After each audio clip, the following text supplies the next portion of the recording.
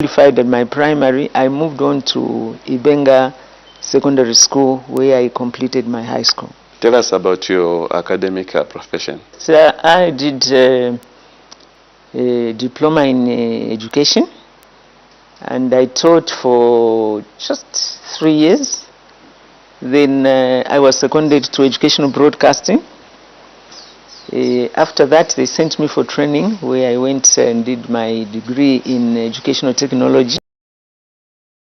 I came back, worked in the Ministry of Education for many years in educational broadcasting, lecturer, producer,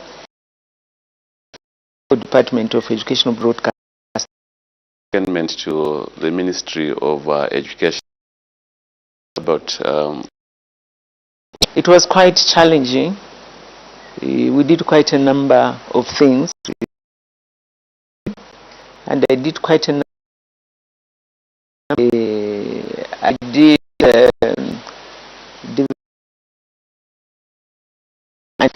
education,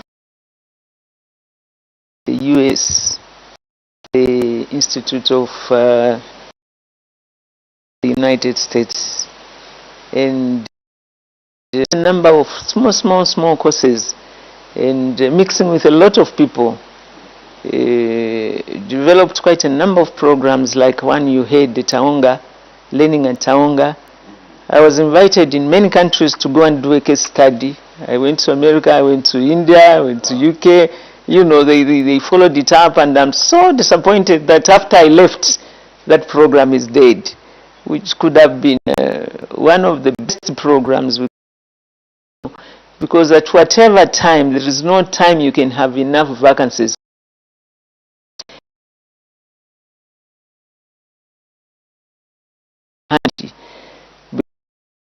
We are well-prepared programs that you don't need a qualified teacher to be there. You just need somebody who understands, because the whole program was self-sufficient.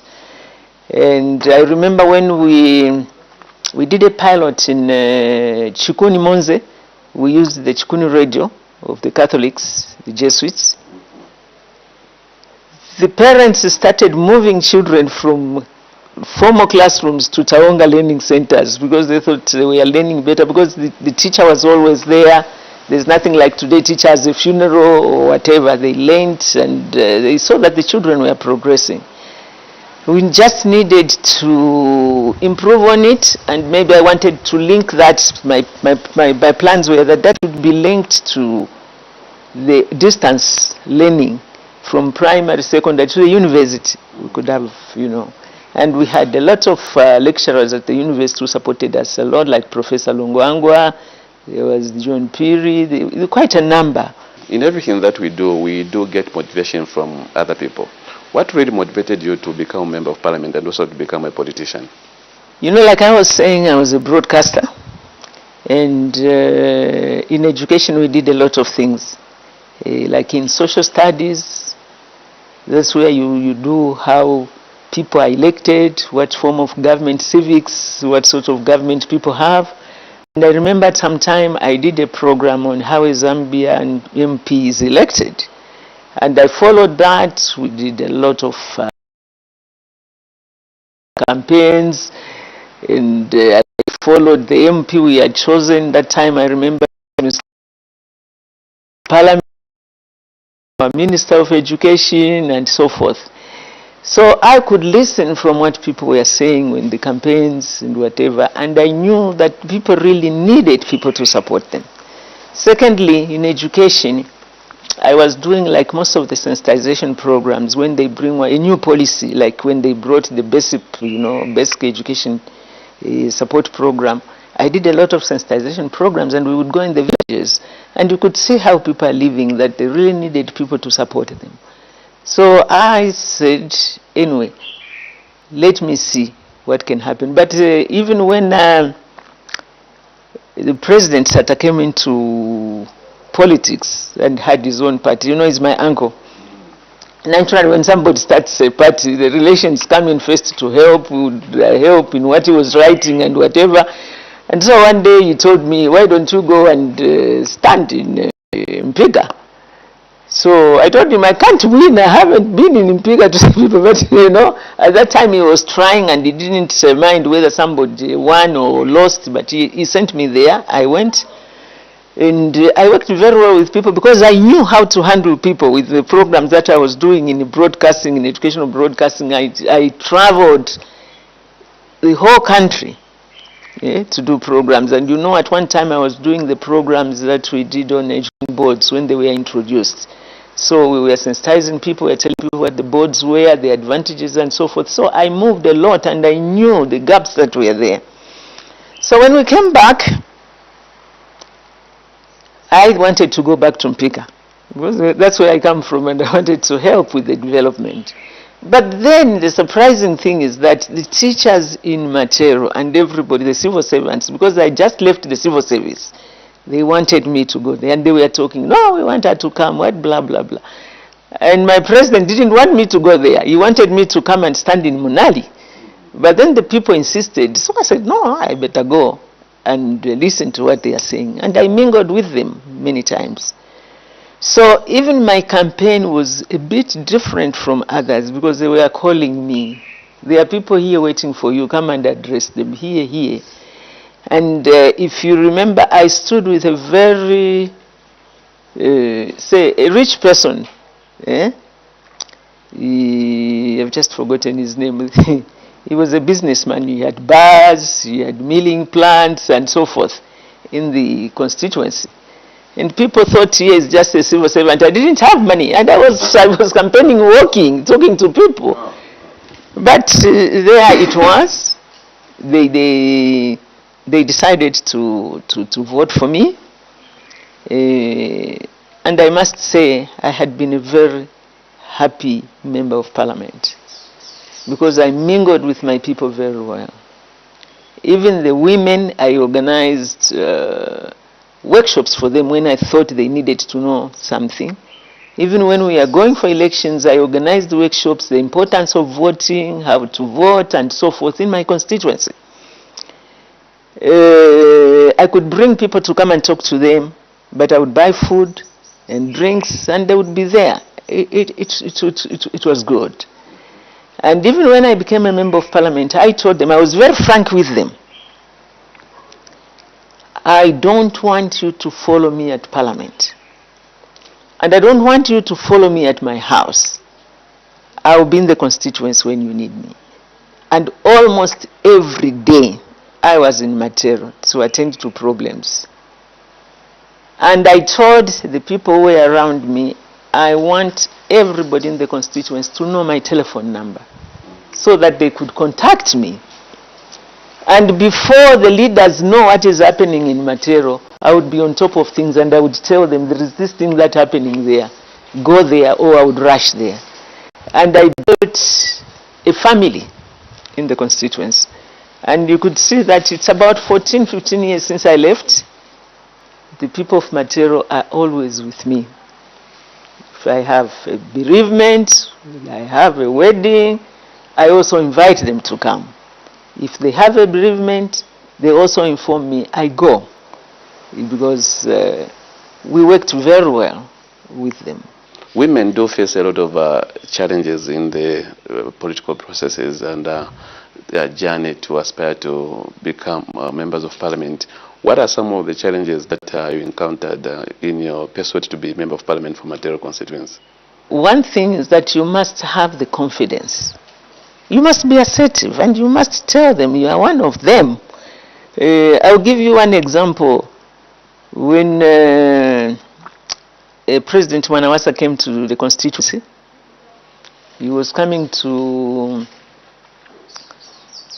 come and officiate at the launch of the water, because the problem was very water. So when he arrived, the minister, you know me, position. So they liked, and I came. I wanted to go to the front, and they said, you can't be there. Then I told them, this is my constituency. Receiving him. you know what, before that, I organized all the political parties. That is one thing I did in the constituency. I worked with all the political parties because I realized I was an MP for all the members who were in my constituency. And I was their only representative. I needed to listen to them, and also I needed to respond to their needs. And I even told the people who were in PF that don't be jealous, because these are my people also, we should work together. And I told them the president is coming to give us water, and is giving everybody water. Then I took all the political parties, give me 10 women. And they came. And I bought chitenge, and I told them we are going to be a choir that is going to sing for the president when he comes. And I want you to put on the t-shirts of your presidents. It's only the chitenge, which was just an ordinary chitenge, which I bought, they had. And when the president came, I told the master of ceremony, I said, we have a choir here, a combined choir, if you could call them to sing. And you know, politicians are just something else. They didn't want, he didn't even listen. So there came a time when they said, can the MP give opening remarks? And I spoke. At the end, I just stood there and said, Your Excellency, here in Matero, we work as a team when it comes to development. And I have a choir that we made, which is a combined choir. Can you come? I just invited them myself. Can you sing? And they sang, you know. And I told the people before the president came, I don't want insults. I don't want to be embarrassed. And it was very peaceful. And for once, Matero was very peaceful and united. That's why even now when I walk there, people are so happy to see me. One man was saying, Honorable, did you take the constituents with you? I said, no, it's still here. And I'll be coming back to see you when it is necessary. I don't want to frequent the place, because when things go wrong, they would think I'm campaigning. But I don't want to campaign, but I want to live with the people. How was your experience entering Parliament for the first time? It was good. I gave my maiden speech. I remember after that, Dora was very upset because I talked much on education. How do you say that? I said things that I've seen that are not right. When I talk about issues, it's better you listen and do better things, because we are just giving you ideas of what is there. And you would be surprised that I was in Parliament for 3 weeks. I moved a private motion on the commuter, the Njanji commuter, because I realized my people in the constituency were suffering to get to the hospital, because they had to get on a minibus, drop at town, then get on another minibus to go to the hospital. It was a problem. Honorable SINYANGWE, what were some of the most defining moments about you in Parliament? In Parliament, me, at least one thing, I never just opposed for the sake of opposing. And if you remember, I went into problems with my president, because when I see that something is good, I'll praise it openly. Even if a minister, I remember one time I praised Honorable Masebo. She came to our place. You know, cholera was very, very bad in Matero. And unfortunately, they even made a center, cholera center in Matero. And it was bad. After talking to the health people, they said the cause was the shallow wells. And I said, no, what we need in that case, we need water. And we need to bury these shallow wells. And some councillors said, Honorable, people will beat you. I said, no, I'll talk to them. So I called the people from the water council. We had a meeting with the people. And they suggested that they should give us more water kiosks. And they started doing that. And later we said, now that we have this, we must bury the shallow wells. Each step I had to consult the people, and we had to agree. One of the things that I can never forget is early in the morning, as early as 5, they called me. People here are upset because council came and demolished 2 houses. And I said, where? They told me. I remember. Because those houses were built on the roadside. And when I went there, I talked to the people. They agreed that we should demolish. And so the councillor said, we are scared of going there because they will beat us. And I said, I'm coming. So I went. I called them, what has happened here? Blah, blah. Then I reminded them, we were here. I want those who were at the meeting, what did we agree? This. So, why are you crying? We have done just what you asked us to do. And it ended. Because you don't take people for granted. Even the change must be managed. If you manage change and talk to the people while you are changing, there would be no outcry. What did you do to ensure that the voices from your constituents or the members members in MATERO constituents, their issues were attended to at any time? When you go into an organization, you must find time. You must really find time. And you need to have a family that is supportive. I had a husband who supported me a lot. I'll give you an example. There was one man who died, didn't have relations, and they asked me that we should bury him. I just told them, find even one relative. And my husband, one of my vehicles,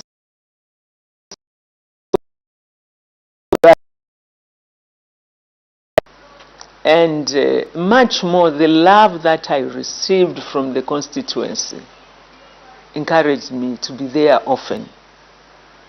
There are times when I would just call them here. We cook, just chat, eat, and listen from them. Which happens even now. Most of them, they come.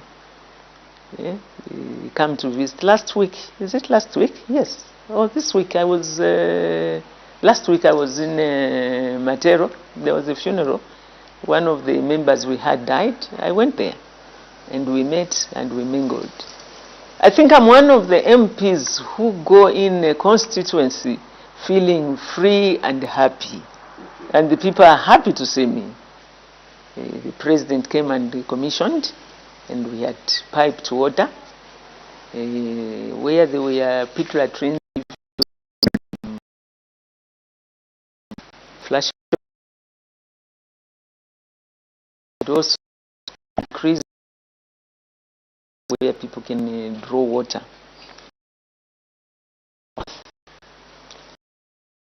The clinic and the George clinic, which was small. So I went then to the Minister of Health, then it was Simbao. I called him after we had our first year. I said, I want us to go to MATERO.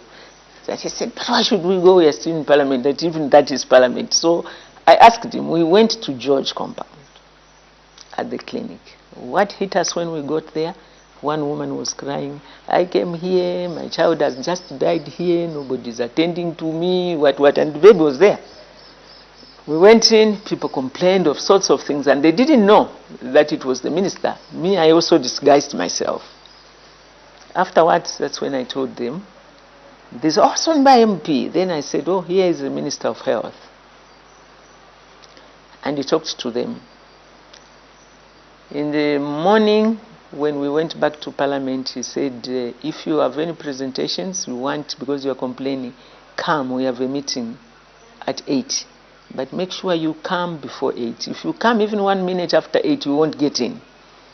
So I went in and they asked me to present what I thought I needed in my constituency. And because I knew my constituency very well, I was there every day. I could speak off the cuff. I don't even need notes. I told them, I've only got SINYANGWE clinic, which is very small. Now MATERO is big. There's the SOS. Those people, they have to pass through the cemetery to come to the clinic, and it's only one clinic, all that area. And when you think of George compound, Dilanda and so forth, it's very difficult. And I told them an incident where people just put a corpse and ran away because they didn't have transport to take it to the mortuary at UTH. And so they asked me, what do you want? I said, well, at Chingwele Clinic, there's plenty of space. Why can't you build a hospital there, a small hospital where people can be? And then we need a clinic in George, in Chunga, we need a clinic in Lilanda, and we need a clinic at SOS. So all these can be going to Chingwele Hospital. And for sure, after my presentation, they responded. And they said, we are going to give you all these clinics, but people must get the 10%. That's community support. And I told them, my people can't do that. I would just have to use constituency development fund as a 10%. And that's what we did. And the time I left, they had bought even everything that we needed for our 10%, and I left them at the office. What happened after that, I don't know, because those clinics are not even there. So that is another thing. At least I'm glad Chingwele is a good hospital now. And I feel good when I go there knowing I had contributed. Looking back, what do you think you would have done different at the time you were a member of Parliament for MATERO constituency? Now, if I had to go back, I would have just improved on what I thought I was doing, because one thing I was good at is engaging the ministers responsible for the things that I wanted. I didn't want to regard them as enemies. Even when we are having our tea, if there's something that I know, I would go and sit on the table with them, talk to them, this is what I want. And most of them would say, come to the office. They were very friendly. You go and you discuss. The other thing I would have loved to do is to have a committee in my constituency which would be like an education team to educate the people on what the role of an MP is. Because people think the MP will bring water, will give you money, will do what? Yeah? When it's government that does that, the MP will just do her or his best to make a representation, how well you present your issues. Because we have this money there, 158 are also fighting for that. So it's how well you fight. You get your things. If you sleep, your people will not have anything. So if you have people in the constituency, and the one thing I did was I gotten rid of cadres to be in my constituency development committee. I picked people. People supported you. Yes. I just told them, you are my people, but if we have to work for you, let people work who will know what to do. And the chairperson of the Constituency Development Committee was a priest, Father Mumba. Okay. And he did very well, because when they wanted was not there, they would go to him. And we did very well, and they understood. Sometimes they would come, no, we would do the bridge. You can't do the bridge. I know you want money, but you can't do it. Let's get people who can do your bridge, because you need it, you know. And one thing I saw is that when you talk to people, you educate them, they understand. That's the one thing I would have loved to do, even advise other members of Parliament. Identify people in your constituency, not based on political affiliation, but people who can do things, whether they belong. And this business of somebody finds you talking to another political party member, they think you have joined. You're just discussing, and you want to get ideas from them. Because being an MP doesn't mean you have a monopoly of knowledge. You have to get ideas from other people. And at any rate, at the end of it all, we are building the constituents together. At some point, people at Chingwele Cemetery, the road was so bad. And at one time, there was an accident, the coffin came down, the body went out, and you know it was bad. When President Rupia Banda came to Bikoka, then they asked me to give some remarks and welcome the president. And I told him in Bemba, where I come from, they say, Apo wasange mfumo epesano. On President, Your Excellency, we have come here for another thing, but let me bring this to your notice. We had an accident in the cemetery. This is what happened. And people are saying, you have a tarmac where you throw garbage and you neglect where people are being buried. The president just turned and said, Honorable Mlongoti, that time he was the Minister of Works and Supply, can you act on that one? And the road was there. When you even ask, you don't insult, you are a beggar, go well, with respect. People will respect you and they will give you what you want. I think that's my advice I should give. You don't stand up and say me, because at the moment there's just one government, they are the ones who have the money. If you want things done in your constituency, you need them, but it doesn't mean you're supporting them politically.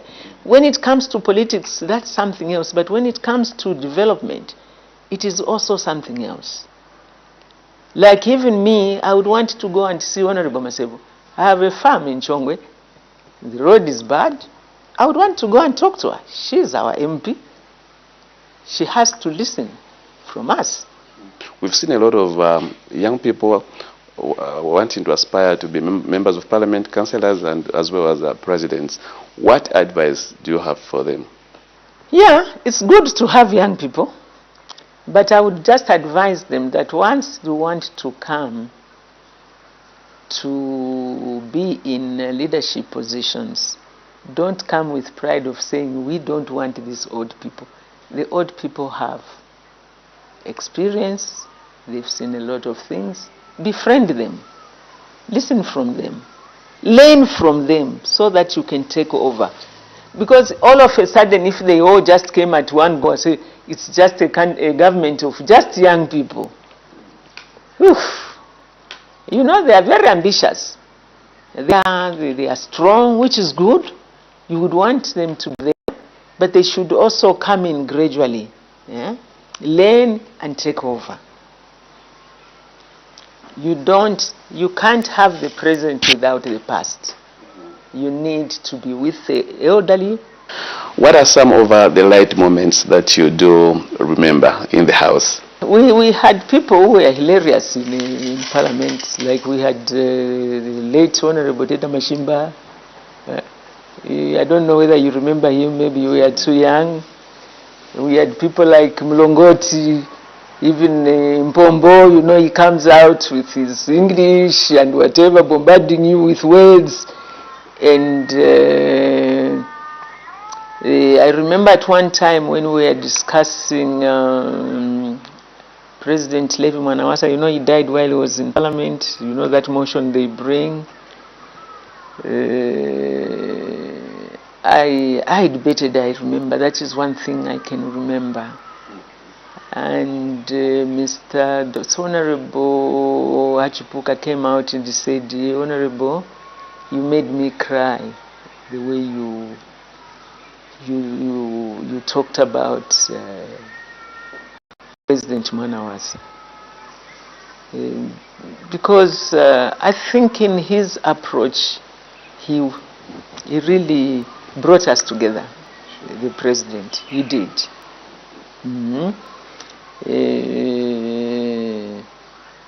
There are times when people can bring up funny things and you would laugh. We had Kambwidi. And, and you know, it was good. I miss the mixing, talking, also even looking at the bills. You are forced to read, because there you read. and you get enlightened, you know. That's why now when I have time, that is one station I really switch on to, Parliament, because I want to learn, you know, and especially the research department was very good. You just tell them there's this, I would want to know more about this. Not only that, people will recognize you as a national leader. How you carry yourself matters. I meet people sometimes who say, "Are you around?" I said, "Yes, I am." "But where's your voice?" I said, "It's there." You don't just want to come up and start talking even when you don't have much to say. Honorable SINYANGWE, after you left Parliament, how has been life? How are you living? I'm a farmer. And I do help at church too. My experience would help me to bring people together. Even in the family, people say, before I came to Lusaka, there was no family to talk about, but I've brought people together. We are a large family now. Even the people in the community say, SINYANGWE has a lot of people. So my experience, I want to take it to other areas. Even where I am at the farm, I work with people and encourage them too. I'm a mother, I'm a grandmother, so I also find time to be with my family. I have done, like there are some committees that they make and they call me. Even some political parties, go to be with them. And I don't have to create problems for them. I can give advice and do what I think is right. Ma'am, thank you so much. Thank you very much. I'm so grateful. Wow, that was Life After Parliament program right here on Parliament Radio and TV. And I was talking to Madam FOSTINA SINYANGWE. She is a former MATERO constituency member of Parliament. She served as member of Parliament for MATERO constituency from 2006 to 2011. I'll be your presenter, Joe Akatama, and on camera, Smart Lungu. Join us next week again for the next episode.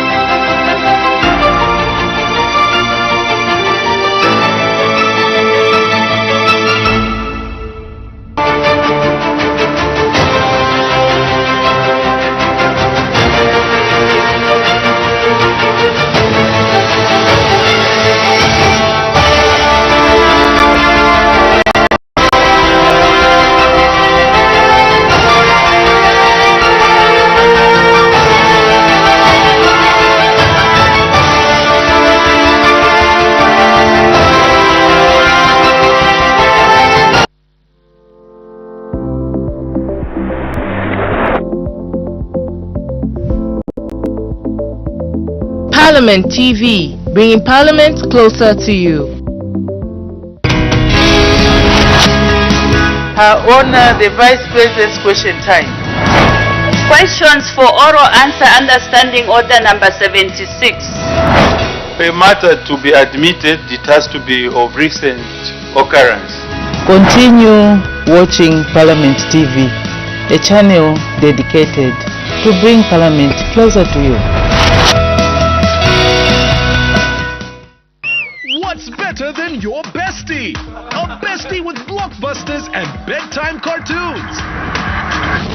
GoTV streams your fave soaps, sports, and the loudest laughs.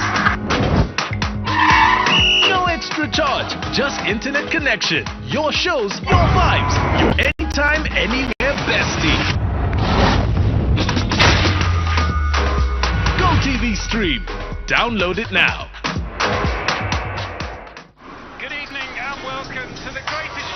This is a people's game. They will be bubbling about this one for weeks and months to come.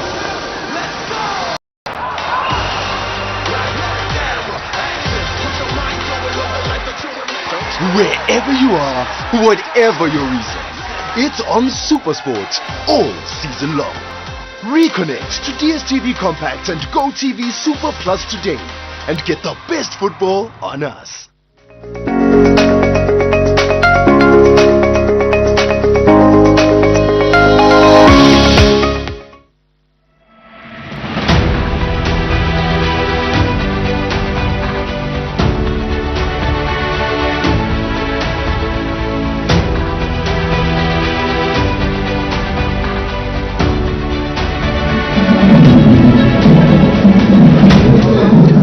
The heavens opened yesterday, and I just hope and trust you're enjoying the cool weather, just like you enjoy today's live parliamentary proceedings. To be on live commentary, my name is President Ndovi. Good morning, my name is Joe Agatema Mwenda, and of course joined by our two sign language interpreters, Chola Kauma and Jason Manda. Let's quickly look at business that was considered on the floor of the House yesterday when business resumed at 14:30. Notice was taken at 14:32 that the quorum was not formed, and Madam Speaker ordered the bells to be rung and the House counted, and the quorum having been formed, business commenced. Madam Speaker made one announcement in which she recognized the presence in the public gallery of pupils and teachers from Spring Spy Christian School in Lusaka district. Madam Speaker welcomed the visitors to the National Assembly. After that announcement, the House did consider urgent matters without notice, and 3 matters were considered yesterday. And the first one came from Mr. Simumba, who is Nakonde, Member of Parliament, and his matter was on whether the government would increase the number of police officers and provide adequate transport in Nakonde district in order to enhance security and address the prevailing security concerns, and this matter was inadmissible. The second one did come from Mr. Menyan Zulu, Member of Parliament, on the subject matter on what measures the government is taking to facilitate the transportation of officers from the Electoral Commission of Zambia and the Department of National Registration. And this matter was inadmissible as well. And the last one, which was not admitted, came from Lundazi, Member of Parliament, and this is Honorable Brenda Nyerenda. And this one was on when the government would fence off areas in Lundazi parliamentary constituency that are affected by human-animal conflict. So those were 3 matters that were considered yesterday, and the House did proceed to consider 3 bills that were presented to the floor of the House. 2 came from the Minister of Information and Media, and this is Honorable Cornelius Mwetwa MP. And the first one was the Independent Broadcasting Authority Bill, National Assembly Bill number 27 of 2025.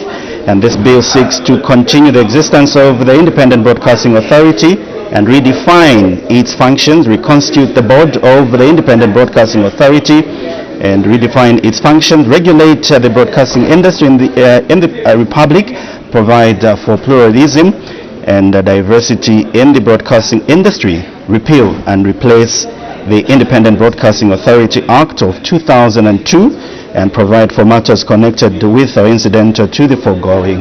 Like I mentioned, it was presented by the Minister of Information and Media. It read the first time and referred to the Committee on Media Information and Communication Technology until Thursday, 27th November 2024. This is an opportunity that will be given to various stakeholders to scrutinize this bill through this same committee that were referred to. Yes, indeed, President. And the other bill which was presented by the Minister of Information and Media was the Zambia National Broadcasting Corporation Bill, National Assembly Bill number 28 of 2025. The bill seeks to continue the existence of the Zambia National Broadcasting Corporation, reconstitute the board of Zambia National Broadcasting Corporation, and redefine its function, and among others. So the bill will be considered, it was taken to the Committee on Media Information, and we do expect the committee to report progress to the whole House on 27th November 2025.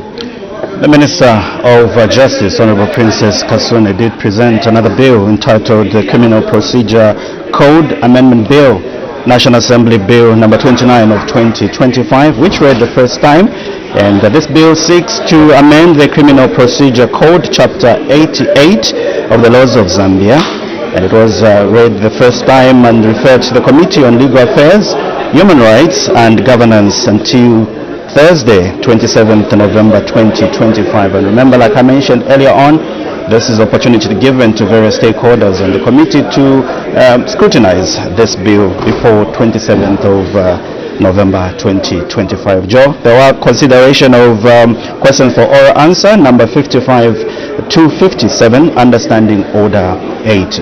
Yes, indeed, President. After consideration of those two questions, the House did consider a motion which was moved by Mr. Muvika Shangombo, Member of Parliament, who moved the motion urging the House to adopt the report of the Committee on Transport, Works and Supply on the ratification of the North-South Corridor Memorandum of Understanding for the 5th session of the 13th National Assembly, laid on the table of the House on Wednesday, 5th November 2025, and this motion was seconded by a Rowan Member of Parliament, Mr. Joel Chibuye. The motion was adopted.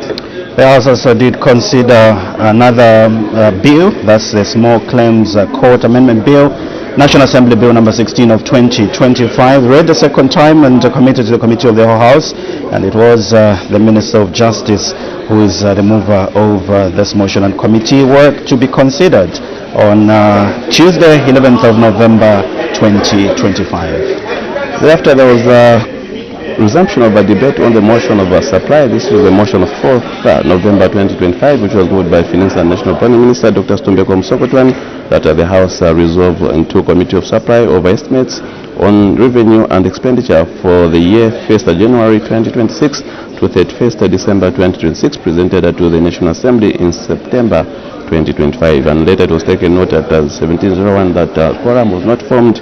Madam First Deputy Speaker ordered bills to be run, House counted, and quorum having been formed, business resumed, and the House adjourned accordingly at 1810 hours rather. That's basically the business that was considered on the floor of the House yesterday, which was Thursday, the 7th day, the month of November 2025. Those of you that are following us on our socials, thank you so much for choosing time and being with us on Parliament Television. Let's quickly look at what is expected to be considered on the floor of the House. We expect announcements, if there will be any, and a business statement from Her Honor the Vice President for the period 11th to 21st November 2025. We expect the House also to consider urgent matters without notice, if there will be any. Yes, indeed, President, and we have 5 ordinary questions, understanding order 80, and thereafter we do expect the House we do expect resumption of debate on the motion of supply. This is the motion of 4th November 2025. Just before we get to those questions for oral answer understanding order, the House is expected to consider Her Honor the Vice President's question time. The 45 minutes allocated to Her Honor the Vice President and members of Parliament are accorded that opportunity to ask questions without notice, and a ministerial statement is expected to be considered on the floor of the House, and this ministerial statement is expected to come from the Minister of Infrastructure, Housing and Urban Development. It is on the traffic congestion around 10 miles on the Lusaka-Ndola dual carriageway project. And let's quickly look at some of the questions that are expected to be considered on the floor of the House. But any time from now, you'll be able to see the Right Honourable Madam Speaker's procession making way to the chamber. That will signify the commencement of today's business. Before then, let's look at question 58, Joe. Yes, question 58 is coming from Mr. Emmanuel Banda, Mchinga, Member of Parliament. Well, President, on the screen we can see Madam Speaker's procession making its way into the chamber. So that signifies the commencement of today's business. Let's be together until the time of the House adjourns. Madam Speaker.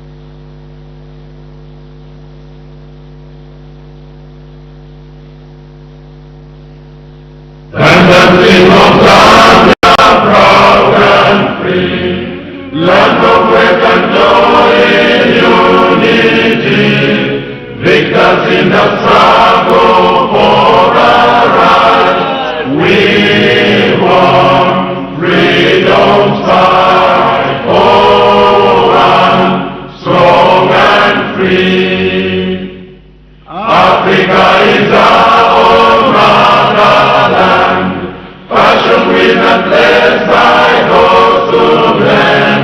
Let us all our people join as one, brothers under the sun, oh one, strong and free. One land and one nation is our cry. Dignity and peace is Zambia's sky. Like a noble eagle in its flight, Zambia, praise to thee, oh one, strong and free. Praise be to God, praise be, bless our great Zambia, Zambia, Zambia. Remain we stand under the flag of our land, Zambia, praise to thee, oh one, strong and free.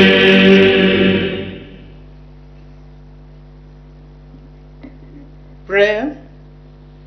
Almighty God, who in your infinite wisdom and providential goodness has appointed the offices of leaders and parliaments for the welfare of society and the just government of the people, we beseech you to consider with your abundant favor us, your servants, whom you have been pleased to call to the performance of such important responsibilities in this land.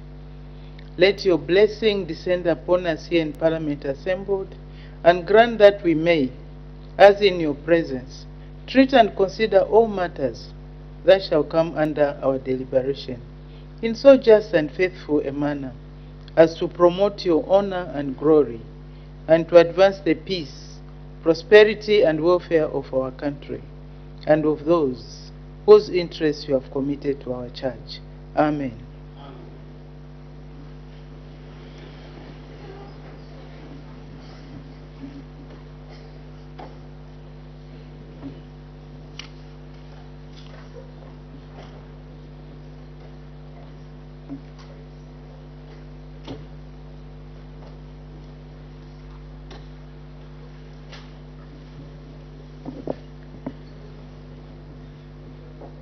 A reminder to honorable members joining us virtually, please can you log in?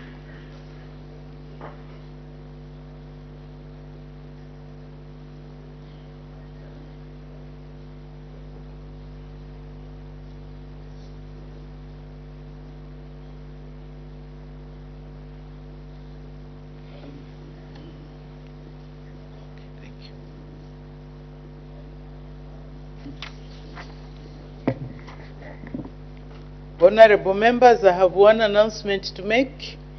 The announcement is that I wish to recognize the presence in the public gallery of pupils and teachers from Waleleka School in Lusaka district.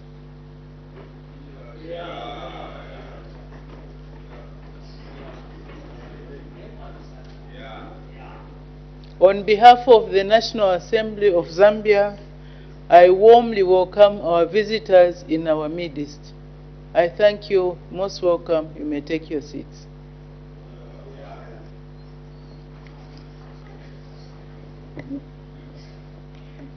Business statement. Her Honor, the Vice President.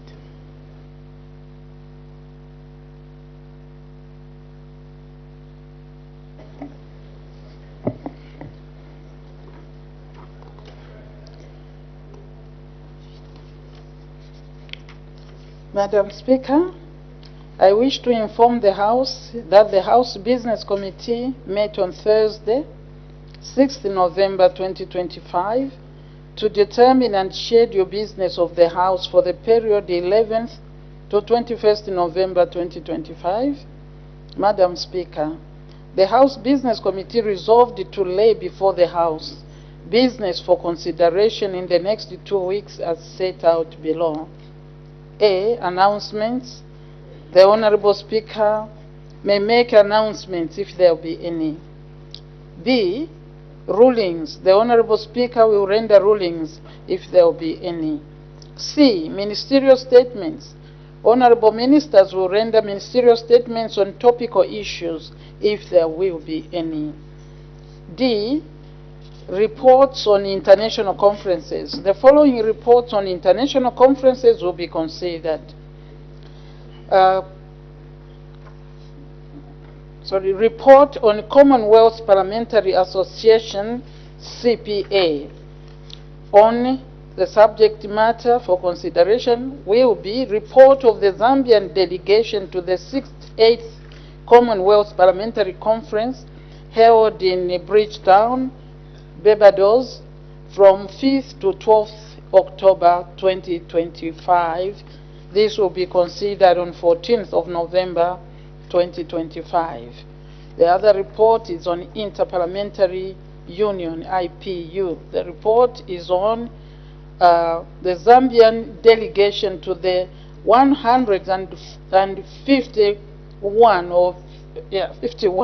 Interparliamentary Union Assembly and related meetings held in Geneva, Switzerland from 19th to 23rd October 2025.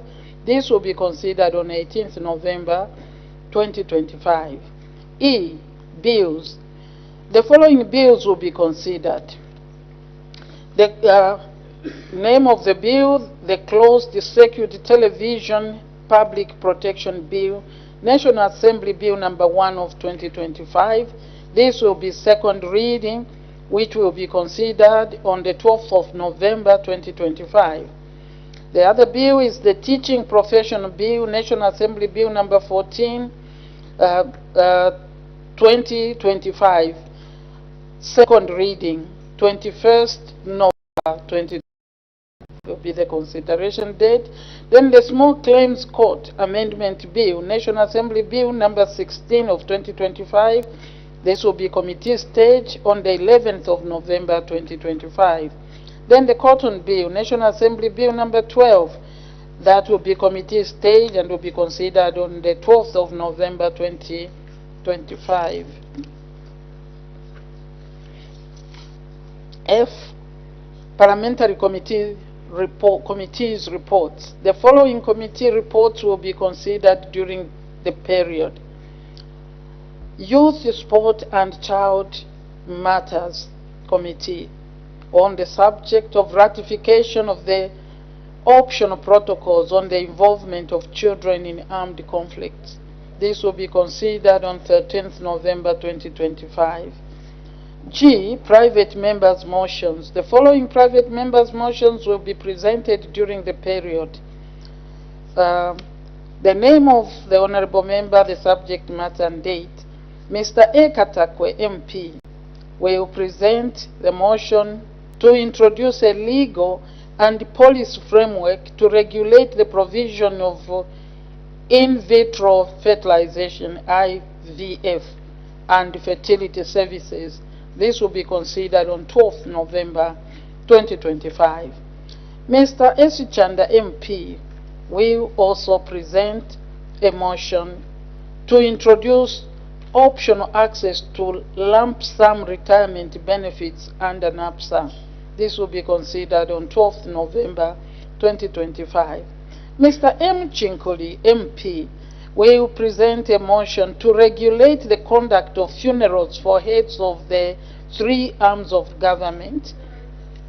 This will be considered on 19th November 2025.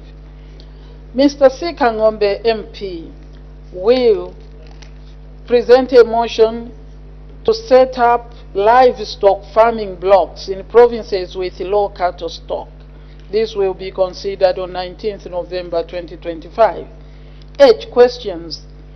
Honorable Ministers will respond to 38 questions for oral and written answer. The questions are contained in Appendix 1 of this statement, which will be circulated to all honorable members. Further, the details of the questions are contained in the notice of questions for Friday, 12th September 2025, which has already been circulated to all honorable members. Honorable Ministers will also respond to urgent questions under Standing Order 82 of the National Assembly of Zambia, Standing Orders 2024, if there will be any. Questions on standby. The questions on standby to replace questions that may not be placed on the order paper on the designated day due to unforeseen circumstances are contained in Appendix 2, which will be circulated to all honorable members. J, motion of supply. The House began the debate on the motion of supply moved by the Honorable Minister of Finance and National Planning on Tuesday, 4th November 2025, and will conclude the debate on Wednesday, 19th November 2025. Thereafter, the House will resolve into Committee of Supply to consider individual heads of expenditure. Details of the heads of expenditure are contained in this statement and will be circulated to all honorable members. I thank you, Madam Speaker. Thank you very much. Urgent matters without notice. I see there is so much interest today.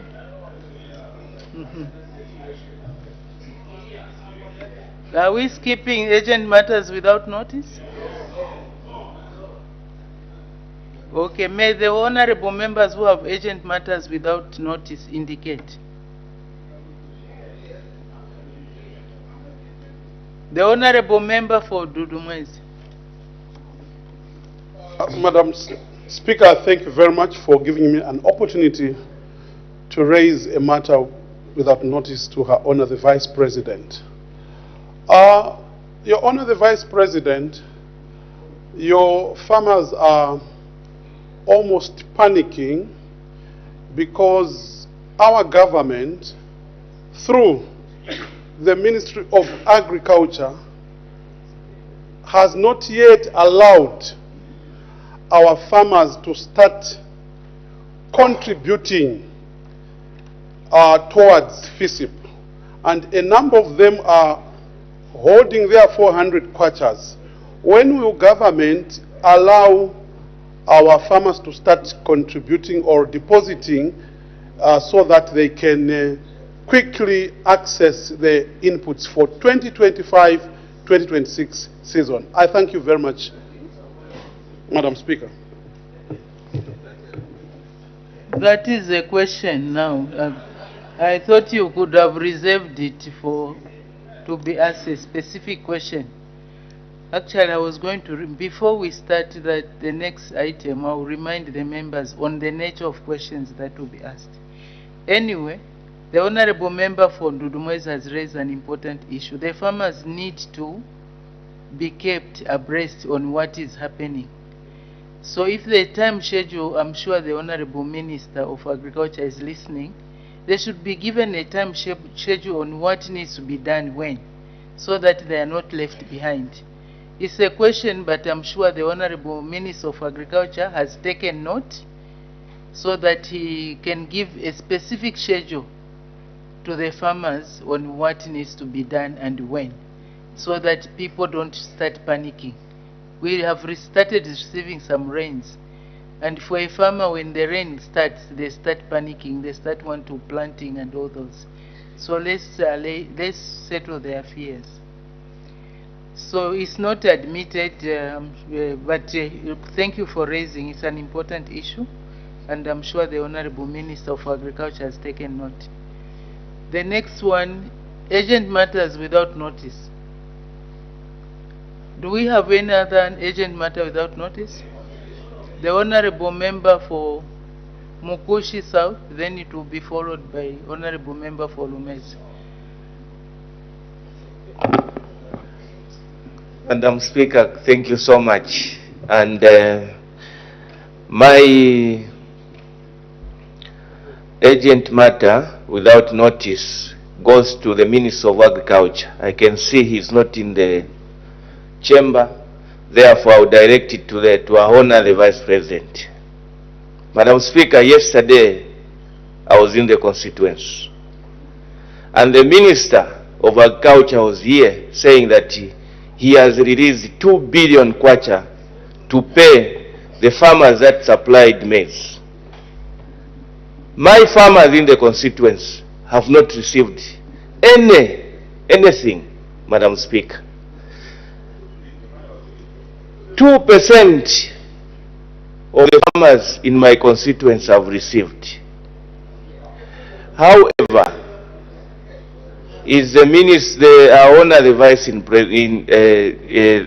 Honorable Vice President in order not to have indicated how much money have been allocated in Mkushi South constituency for my farmers. As you are aware, Madam Speaker, the rains have just started and the farmers are panicking now to start to buy inputs as well as to start cultivating the land. I seek your indulgence, Madam Speaker. The urgent matter without notice has come in so many forms, as a point of order, as a question. But thank you very much, Honorable Member for Mkushi South. I'm sure if you were in the House when the Honorable Minister of Agriculture was delivering the ministerial statement, he did indicate that there was some arrangement that was being done to raise 5 billion kwacha. It's not that the money had already been raised, but it was a process. So please, if you can engage him and present to him the requirements for your constituents, just like all the other members of Parliament, I'm sure you can get a clarity on that issue. It's an ongoing process. The executive, I'm sure, has taken note, and measures are being taken to ensure that farmers are paid. If you are just re-echoing what I was saying earlier on when the Honorable Member for Dunumais was raising his agent, he was asking his question, that the farmers are in panic mode now, so we need to allay their fears.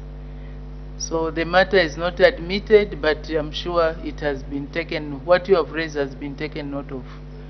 The next one, the Honorable Member for Lumezi. Thank you, Madam Speaker. Madam Speaker, my question was directed to the Minister of Science and Technology, who seems not to be here.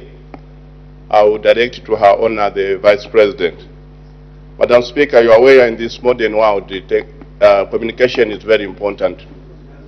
And without communication, a lot of things get derailed. I have a situation in my constituency, Madam Speaker. As you are aware that the new Dawn government is in a hurry to develop this country. And a lot of progress is going on in my constituency. Madam Speaker, it is getting worse. Half of the constituency, the network has collapsed. And it's now a couple of days that the people in the following areas cannot access, cannot communicate with anyone.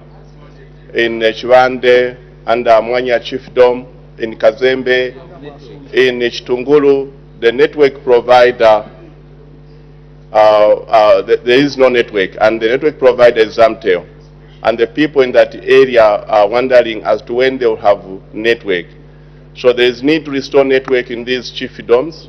It's now 3 weeks that they cannot access or do anything. Madam Speaker, I wish to submit this concern from the good people of Lumezi. Thank you. Thank you very much. All the honorable members, let's encourage honorable members that are making an effort to contribute to what we are doing.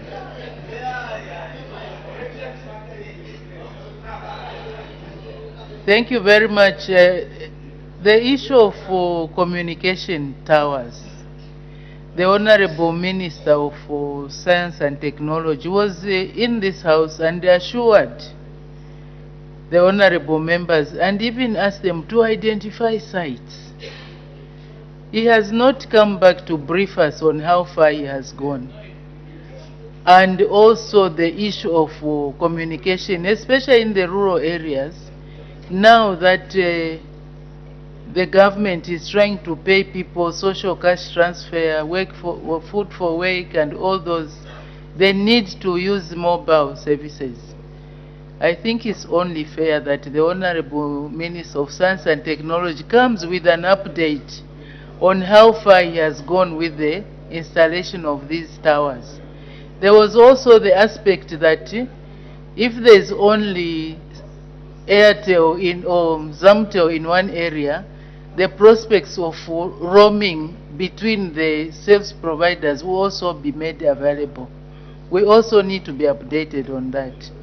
So thank you very much, Honorable Member for Lumezi, for raising that issue.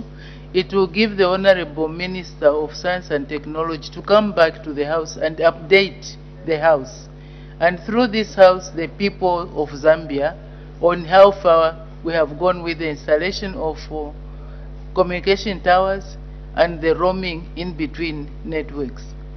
Thank you very much. So the Honorable Minister can come back on Thursday next week with a ministerial statement. I don't know what the date will be on Thursday next week. What date?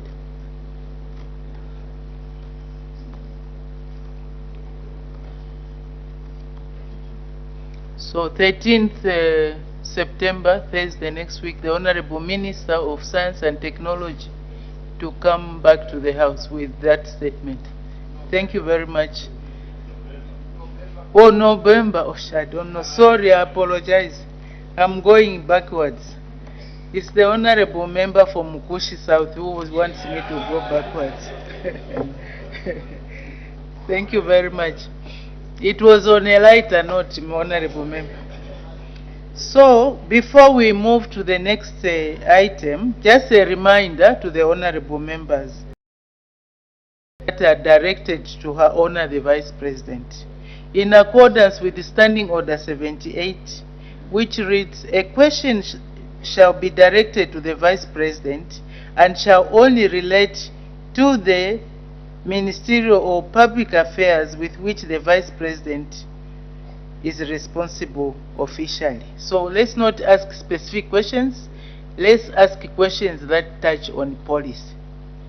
I'm sure we have gotten that.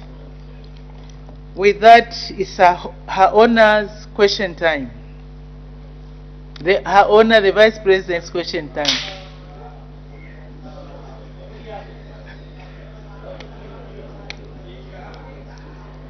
The Honorable Member from Pika. Thank you so much, Madam Speaker. This is what is called the real Kwenyu, Madam Speaker.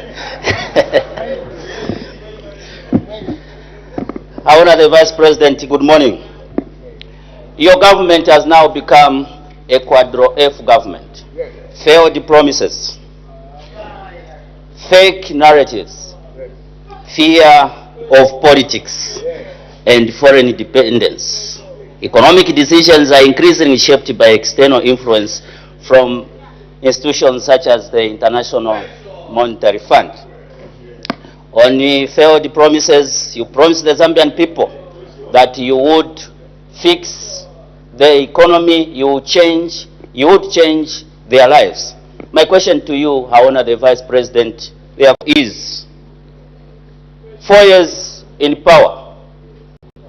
What infrastructure development can you point at that this is where you've used the money that you have so far borrowed as a government? I mean real infrastructure development such as airports, bridges, universities, schools, hospitals, skills training centers, trade schools, and other infrastructure that support the lives of our people. Madam Speaker, I thank you.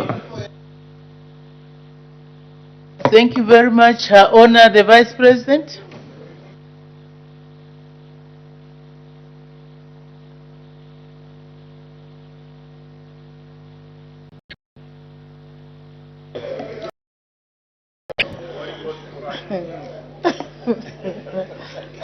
Thank you, Madam Speaker, and good morning, Honorable Member from Pika. Except the first part was a little difficult for me because you were reading and a little too fast because I couldn't tell exactly what the Honorable referred to. Except the question itself. So it will be difficult for me to base it on the introduction that he gave. It is 4 years in power. What real infrastructure have you put up? I think you saw my facial expression, because that one you were not reading, you were actually speaking now. I think that I was surprised that the Honorable is in Zambia. And honestly, when you say real infrastructure, is there any real infrastructure? Cyber? What is any real infrastructure? Every infrastructure is real, madam. That is a fact. And tangible. You can feel it. You can see it. You can touch it. So it becomes real. To start with, if there is no infrastructure in your constituents, Honorable, you have done something very wrong. Because CDF has done so much. Madam, unless I don't understand the word infrastructure, there is so much going on.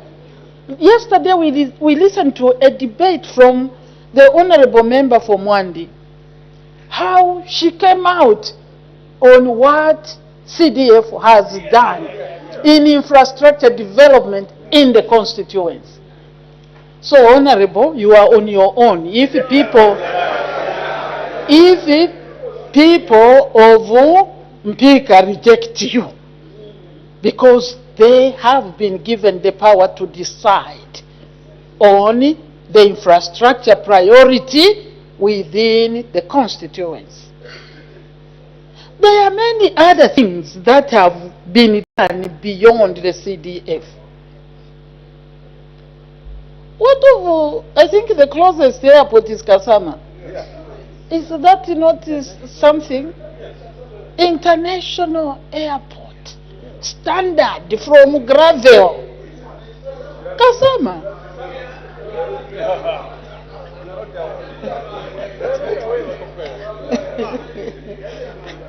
Mansa is another airport. We are bringing the honorable members, let's not debate. Well seated, please. May her honor continue. So basically, madam, I think it is trying and speak to the Zambian people that there is nothing happening. But the Zambians can see. The Zambians can see where their resources have gone to when it comes to infrastructure. The road network is being worked on. Let us admit that is part of the infrastructure. Whether you have classrooms, that is infrastructure. The hospitals, that is infrastructure, as far as my understanding is concerned, madam. So when the Honorable has seen nothing, it's willful blindness. Thank you.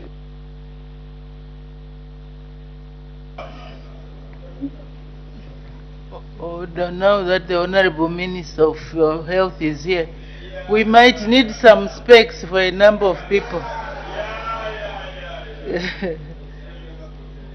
So the next one, the Honorable Member for Mwembeji.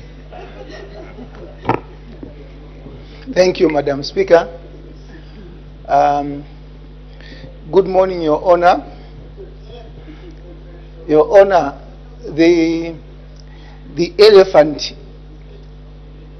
in the room, which I know many people would want to ask, but I think I'm just asking this one so that you can give hope to the many Zambians who are watching us from your side as the Vice President.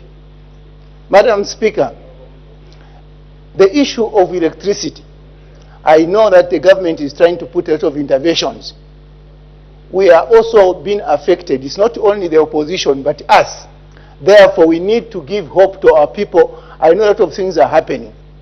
Your Honor, the Vice President, would you put maybe just some few seconds to highlight the interventions you are putting so that you can give hope to the many people of Zambia that this issue is being tackled throughout the country?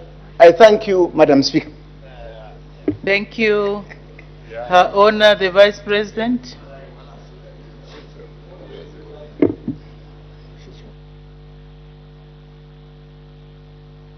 Thank you, Madam Speaker, and good morning, Honorable Member for Mwembeshi, and thank you for that question. I think last Friday, Madam, we spent quite a bit of time on the issue of power. And as long as there is deficit, people will continue to ask. But what is dangerous is to twist the truth, to try and give an explanation, a narrative which is not true. We should continue to look at that. I think it is like you have put it, Honorable, like the Honorable has put it, everybody is feeling the issue of the power deficit. That is not something to argue about. I like the way you have put it. We are all feeling it. That is a fact. But last week, Madam, I spent time to give, though we already know the genesis of the problem. Because if you can't identify a problem, you will continuously blame a wrong thing and therefore look for wrong remedy. That's why last week I spent time, Madam, to explain that we have not invested. And I said all governments previous did not invest in the power, in electricity. And therefore today we find ourselves in this space. So allow me to repeat, because it is very important. We have been hydro-dependent. That is the shortest way I can say. Climate change has hit us. Whether we like it or not, we have been hit because we are not producing power from hydro sources, hydropower sources, as we should. So that is something. We have to understand that because we didn't invest, whether it was UNIP, whether it was MMD, whether it was PF. But this government is looking at finding solution to a problem that has existed. We also didn't plan properly to look at the expanding population, Madam, that need power. That also brings in the deficit. We also were thinking we'll remain with KCM as the only mine. I'm just giving an example. Basically, I'm saying the industry is grown. We are therefore outstripped. Today, even if hydropower was there, we probably would not have enough power. We are aware of this. We acknowledge this. But until we all take our little share of the problem, then together we look for the way forward. Your question, Honorable, is very important. What interventions are we putting in place? I think that is the real question for today. And even last week, I think we spent a bit of time trying to explain. And particularly, I spent time, Madam, to try and address the issue of import and export. Import of power and export. We were exporting power to different countries. Which power we have clawed back. That's what I said last week. We were exporting 180 somewhere megawatts to Namibia. We have clawed back 130 megawatts, Honorables. 130 megawatts. We are only giving Namibia 50. We, in Zimbabwe, because people will say you are sending also to Zimbabwe, you are sending to Botswana, you are exporting. There is no export to Botswana. as a commercial issue. I'm speaking to the people. There is no commercial export of power to Zimbabwe. What is there is paying back in Congole by ZESCO. It is not export to sell. It is an agreement that was done through the bank. They will call it facility. But at the same time, maybe I can give figures because I looked at this. I am interested. For example, to Namibia, I've said we give 50. To Botswana, we are exporting 33. That is part of the facility. To Zimbabwe, 23. But we are importing from Botswana. We are importing from Botswana a difference of 47 megawatts. We are importing from Zimbabwe, whom we give 23. We import 50. 27 is given to us. That's the difference. Basically, we are gaining from Botswana, we are gaining 47. Getting from them, as we give them Nkongole, we get more power. We are getting 27. I hope I'm saying something above what we are giving them as in Congole. For us, it is coming to us. We are importing from South Africa 150 megawatts. We are importing from Mozambique 230. These are figures given by professionals to me. But what are we doing other than importing power to try and help the situation? We are also working on solar as alternative power generation using solar. We are out. Please participate. It is also free access. We are working on that. Solar, already the biggest we know today is Chisamba. But there are many others. I can take time, madam, to read through, because I am interested too. But we are also using thermal. That's why we are expanding the member. Thank you, Minister. Member. We are also working on interconnection with Tanzania so that we can tap into the power in East Africa. These are the things we are doing. These things were not impossible 5 years ago. They could have been done, but they were not done. Can we truly sometimes get some accolades for the right things that we are doing? I started by admitting that we are all affected, and we are trying to do everything possible that the economy can continue to run, that the vulnerable little markets can continue to run. But you, who is in Kablonga and Sunningdale, or whatever place, you should be able to also help, support yourself. So 2-3 hours, you still can supplement with your effort. That is the thinking of this government. But the very vulnerable will be given more time with power. I hope I've responded. Thank you.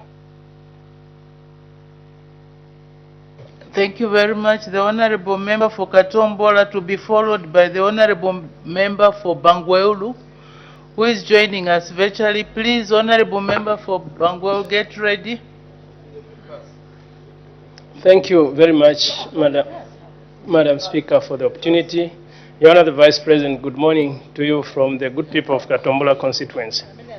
Madam Vice President, Katombola constituency, as at last year, we are the ones who have produced more maize than any other district in the Republic of Zambia at 220,000 metric tons. And I think my constituency, Madam Speaker, deserves a hear from the members of Parliament in this. Madam Vice President, it appears the rain has come and that farmers are asking questions. Honorable Member, has the season started? Can we start planting? We are predominantly farmers. They are trying to plant. So, Madam Vice President, is this the right season, or we need to wait another 1 week, 2 weeks in the Republic so that people can start planting, because some of them are planting, some are thinking the other rain that has come, the rain that has come is artificial. So I don't know, Madam Vice President, whether this question was supposed to be asked to the Minister of Green Economy, but since you are the mother for food in the country, the question is whether people can go ahead and start planting. I thank you, Madam Vice President. Honor the Vice President. Thank you. And indeed, just relying on your word, good morning, relying on the word, Madam Speaker, of the Honorable Member, who says they produced the highest. We need a little bit of evidence, but based on your word, congratulations, because that's the core that we should all produce as much, with ourselves participating in food production, because food insecurity is actually insecurity, national insecurity. So we are tackling the food insecurity. Is this the right season?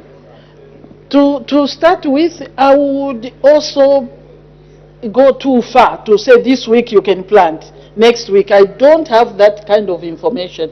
The information available to me is the information that was given by the Minister of Green Economy. Sometimes we need to go back to the journals that will give us that information if we didn't keep it, because I think the minister issued a statement which indicated when the real rains will start in the different parts of the country. So we need to do that, but by my head here, it would be wrong. Remember, the onset of the rain in the country will not be uniform. So some can plant this week, others may plant another week. So let us go back to that, and we will encourage the ministry, the meteorological department, to probably put it up the information in the media to encourage which areas should plant early and those that may have to plant later. Thank you, Madam. Thank you very much. Stop the clock. Honorable members, there is just too much movement. Honorable members are moving from one seat to the other, in the process greeting others. Are you seeing yourselves for the first time?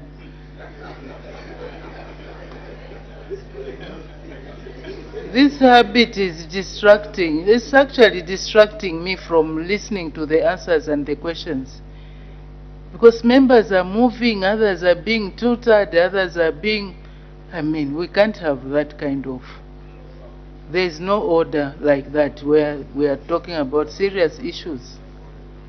Please, let's restrain ourselves. That's why there is a possibility of writing a note.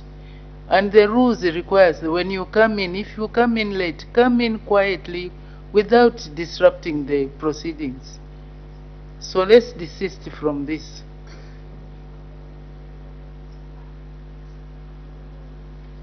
The Honorable Member for Bangweru, although I see that you are, the process, the situation in which you are not in the house. You are moving, and I can see it's a bumpy road. So let's go to the Honorable Member for Feira. Thank you, Madam Speaker, and thank you, Your Honor, the Vice President. Madam Speaker, I equally had a concern raised by Honorable Member from Pika. It's been 4 years down the line. The question was, what tangible development would you look at? The Honorable Members, I thought I just gave guidance on movement. Let's reduce on movement. Let's reduce on greeting each other. I know you love each other, but please, let's concentrate on work. So may the Honorable Member for Feira continue. Yes, thank you, Madam Speaker. Yes, Madam Vice President, the issue really, if you look at previous governments, for instance, the last 10 years before the UPND, there were, almost 8 depots, storage depots done, but another 10 or so huge milling companies run by ZNS, and I think you've been talking about that.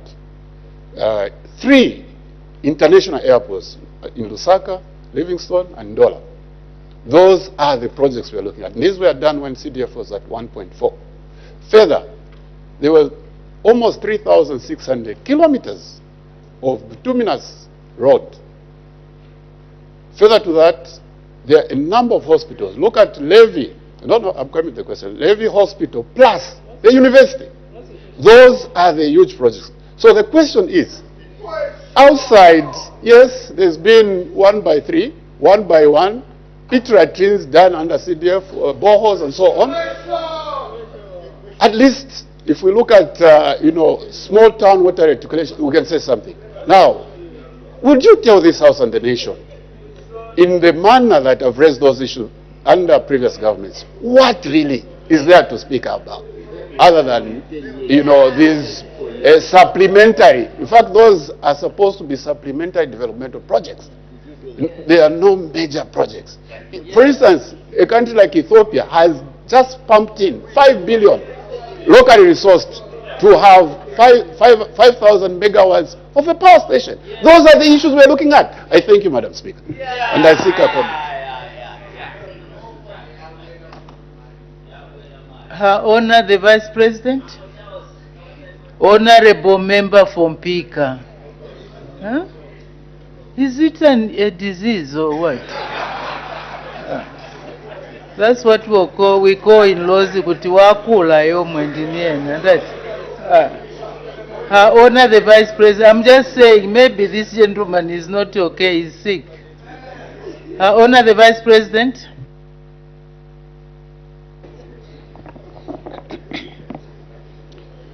Thank you, Madam Speaker, and thank you, Honorable Member, for repeating the question, maybe giving to more clarity out. But it also gives us opportunity to kind of what you're talking about. Yeah. And if 4 years, let us go to the base. Everything has a base. You have a baseline where you are starting from. It's very important, madam. Very, very important. You may boast of what you did, but remember also it's 10 years and 4 years. Let us not compare apples and guavas in that manner, in the manner that you have done, Honorable.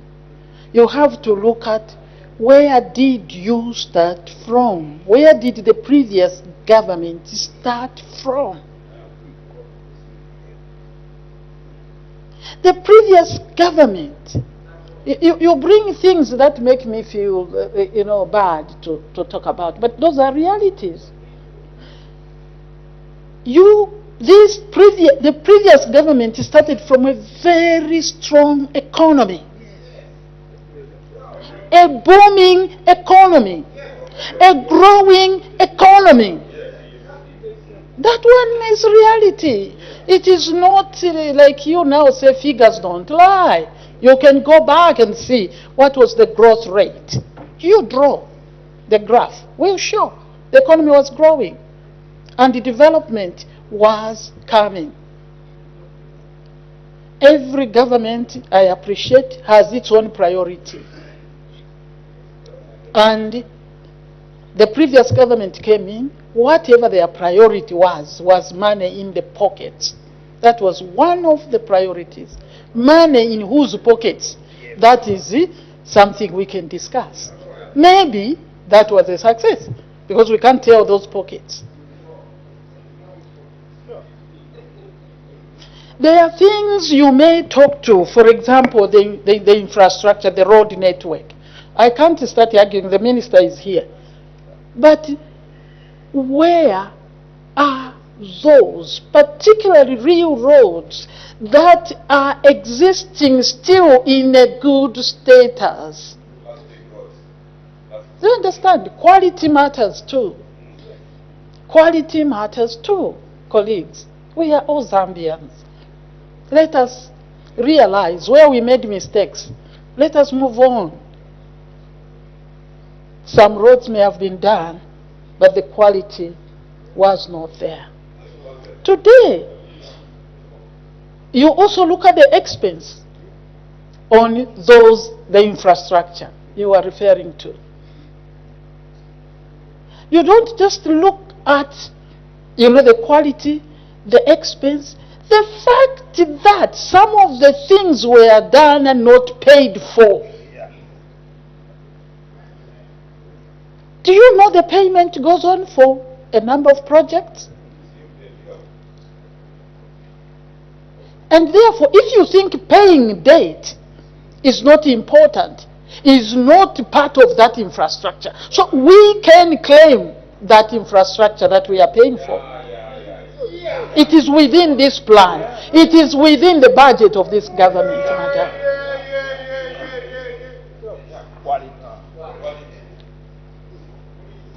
It is very, very important for us to be Zambians, and where praise is due, let it go. You can't say we haven't. If you didn't finish to pay for that, can you say you haven't done? Is it planning you are talking about? Not the actual expenditure. Remember, the honorable member who asked the earlier question, which is the same, said, where have you taken the money you are borrowing? Part of it we are paying. In fact, most of it, if you look at the budget today, the budget you are approving, look at it carefully. Where's the minister? There is a lot of paying for the things that you are claiming to have done. So who has actually done that? Is it not us?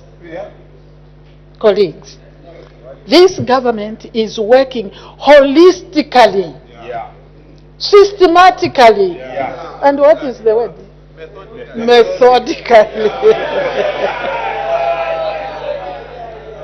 I am sure today, Madam Speaker, even the Honorable Member for Nakonde agrees with me.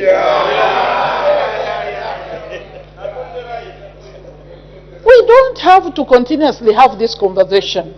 Let us have progressive conversation. Let us see what we are doing. Now, there is one hospital here. Levi Mwanawasa. Is that not a beautiful thing?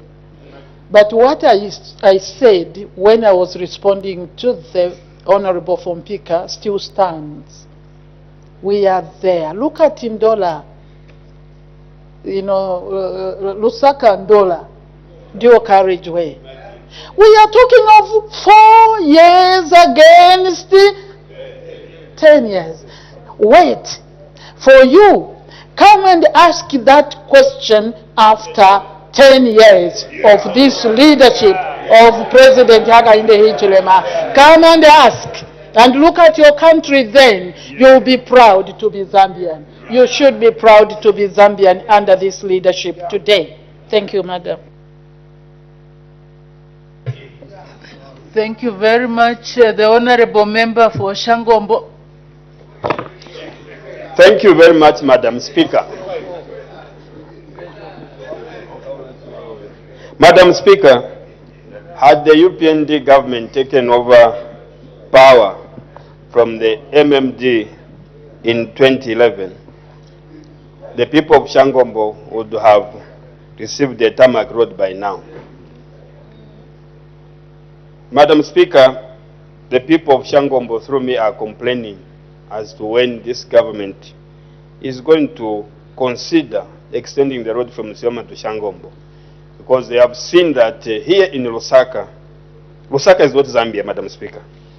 Year in, year out, we are working on the same roads because the government, through RDA and the Ministry of Transport, are failing to regulate or monitor the heavy Chinese tipper trucks which are destroying roads here in Lusaka.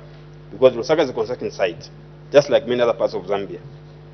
So the people are asking as to why they are failing to monitor the abuse of our roads, which are built at a great cost, so that the people of Kasempa as well, Chiengi, can also benefit like any other part. So what is government doing to ensure that these Chinese tipper trucks, which are destroying roads, even as I'm talking in the Lusaka, are monitored so that money can be saved to also put up a tarmac road from Sioma to Shangombo? Thank you, Madam Speaker. Her Honor, the Vice President. Thank you, Madam Speaker, and I would like to thank the Honorable Member for Shangombo. To start with, I think I agree with you in your preamble statement that if UPND had taken over government from MMD, they would have a road in Shangombo today. I am repeating what the Honorable said, and I tend to agree with him. Now, I was trying to learn. There are things I may not be as I ought. I was trying to learn from the minister, but I also listen, Madam, when I'm here. There was a question that came to the Minister of Transport not too long ago. I think members who sit here will remember the issue of the trucks. Was it through Muchinga? Muchinga, yes. So that's where I get a bit of what I have learned on this matter. It's not within my domain. I have to learn this part. Basically, it's their heavy trucks, Chinese, overloaded, destroying roads. Basically, by this statement, there is an implication of illegality. And illegality is illegality. We should start by urging the road users using such kind of transport, Honorable, on your roads, that what they are doing is wrong, and there should be punishment towards that. But the question the Honorable asked, Madam, is monitoring. Are we monitoring enough? From what the minister said and the conversation that went on between the engineers here and those that know the roads, is that what we need are way bridges. And let us not be forgiving, let us not be corrupt on way bridges. When such a thing happens, I think if the next person catches a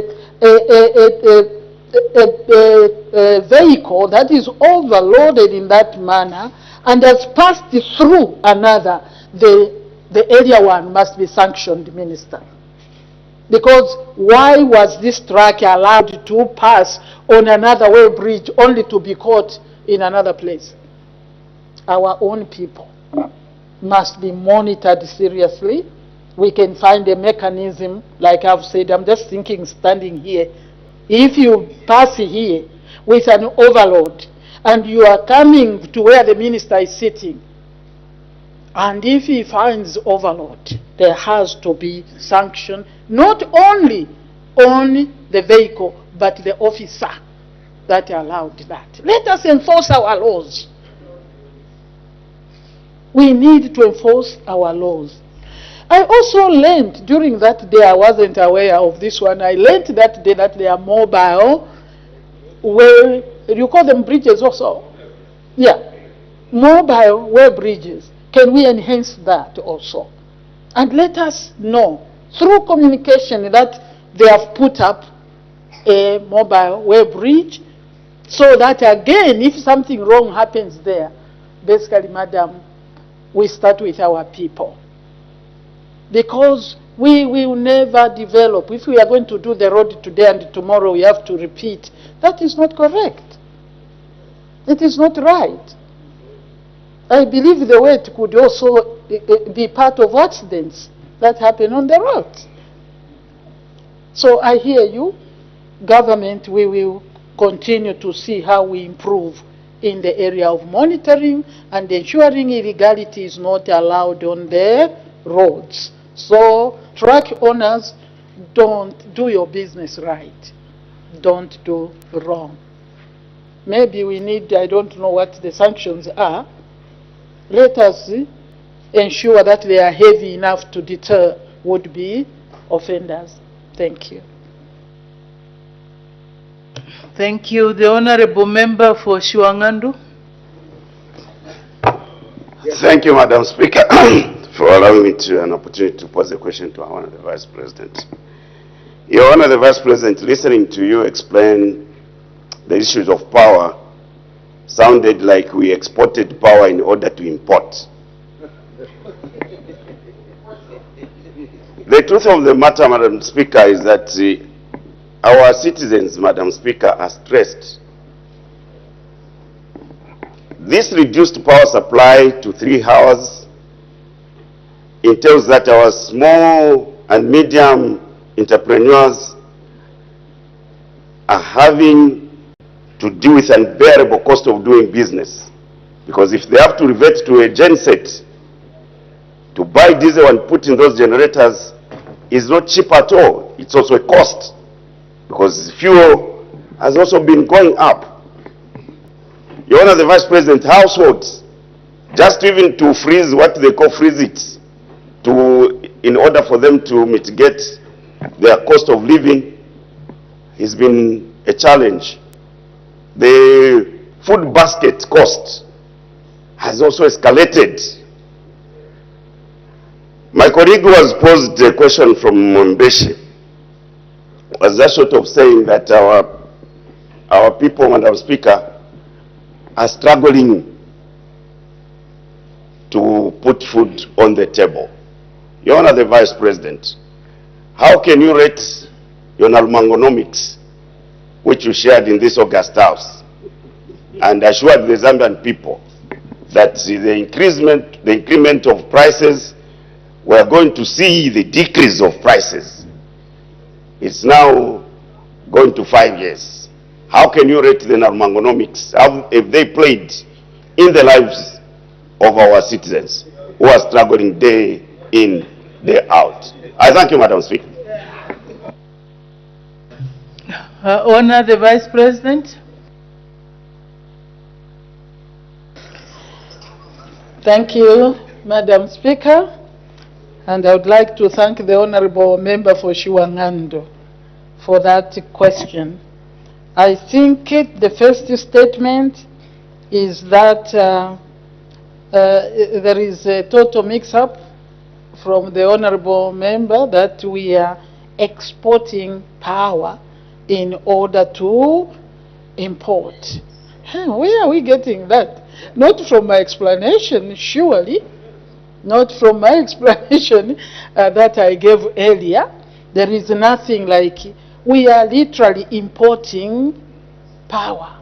That is the point I was trying to make. In mitigating this issue, we are importing.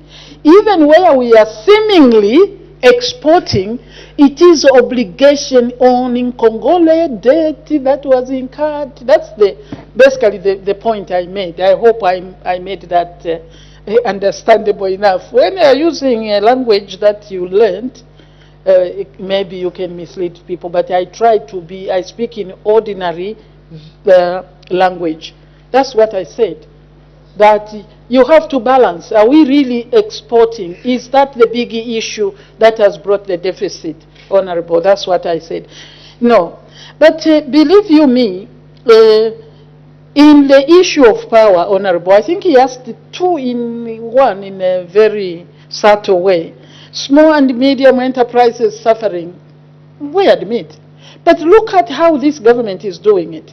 That's why we are giving to areas where it is necessary for households to have more power because they may not afford the alternatives like solar. That's why Kanyama gets more hours than Kablonga. Yes. That's why Kanyama gets more. I'm using it as an example. It's not a Kanyama national, but meaning places where we call high density and people have to do a lot of activities for livelihood, they are getting more power. For you, Honorable, where you are, 2 hours is enough because you...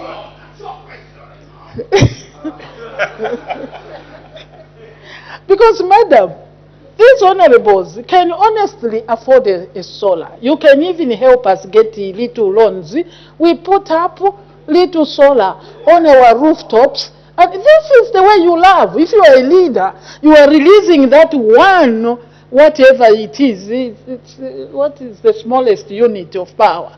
You release it for somebody who cannot afford that solar. That is the implication of... it's a kilowatt. Anyway, I will not use it because I don't understand the unit. Madam, this is love. I should be able to find an alternative and even put back. If that can go, can you imagine? Then I'm a leader. Then I love somebody who can't. That is what it was. That we are looking at those that need to freeze ice, to make ice for sale. We give them more than we give you. Not because we don't love you, but God has provided a better status for you. And when I say you, honorable, not just you, that includes me. Us who are privileged, those who have better jobs, who are doing bigger businesses. While those that still want to use power from ZESCO should pay a little higher. I think this is the way it has been. They should pay a little higher because you could actually find the alternative. So we are a caring government and we look at the environment and as the needs come out. The last question I expected in this house, madam, is the question he has asked. Where is Nalumango Nomics?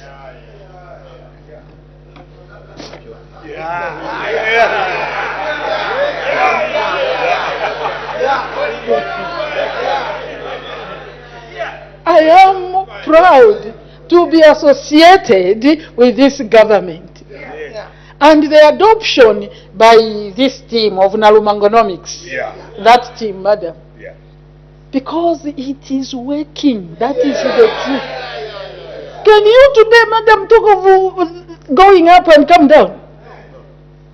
What is that? Because we release, we believe in the market forces. And the market forces have worked, properly followed. With proper, he is there, the owner of fiscal and monetary policies. This is what has happened today. That's why last week I said, think of something else because you had the middle meal. It went. What came next? The fuel. It is no longer the big issue. That is why we have to continuously ensure that the source is protected. I want to go. That is that. This is the Lumangonomics, my son. Can you talk about fuel? Yes, we still have room, but the improvement is there. You are saying it will be 50,000 per liter. We said, hold on. And we had the vision, we had the picture, we had the strategy. It has gone down. Dollar, dollar, dollar, madam. Now, madam, some people have started declaring that the dollar is depreciating too quickly. That's Nalumangonomics, man. The dollar. We are almost crying for it to be stronger than it is because the kwacha is getting stronger. Because we are able not to abracadabra. This is not abracadabra. It's because we are under very strenuous, difficult environment, still keeping the economy running, still helping the industry to export and therefore bring the dollar. That is Nalumangonomics. The Kamiri meal now too much meal. Somebody said, sorry, I can't bring the name of some name. Who has, we don't talk about those people, we don't name people who can't defend themselves. Who has, whether it's Amami or milling company, people are not buying because they have food. This is reality. I'm just giving it as an example.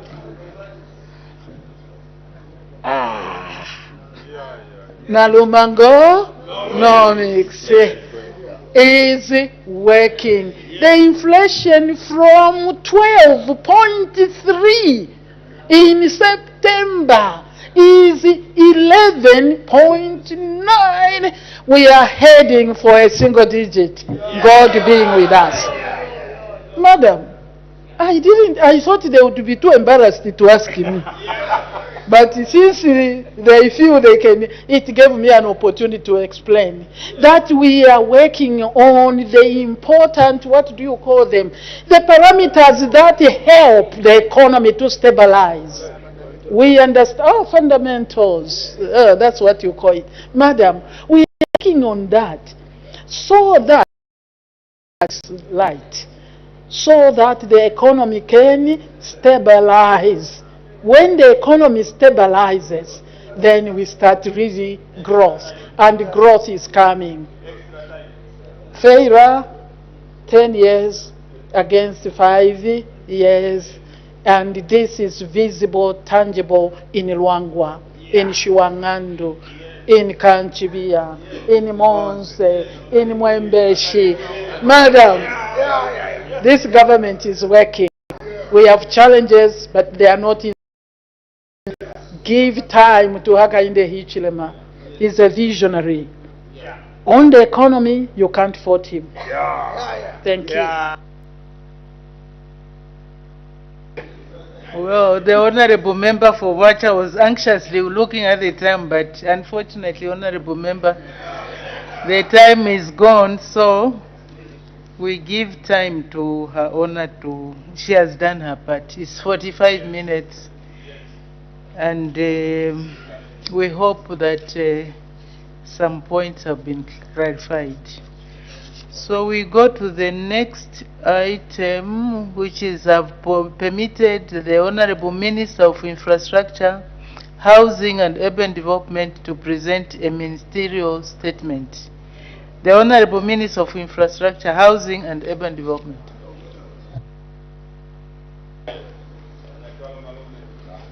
Honorable Member for Nakonde, what's the point of order? The Honorable Minister has already taken, the stand.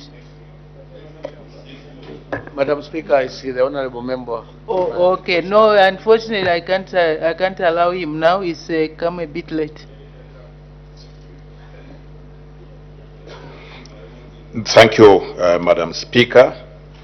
I wish to express my gratitude for the opportunity to render this statement in response to a question raised by the Honourable Member of Parliament for Kwacha constituency, Honourable Charles Mulenga, to honour the Vice President, Dr. Mutale W.K. Nalmango, during the Vice President's 45-minute question and answer session held on the 31st of October 2025, regarding the state of the progress made on the Lusaka-Ndora carriageway and the stretch around the 10-mile area.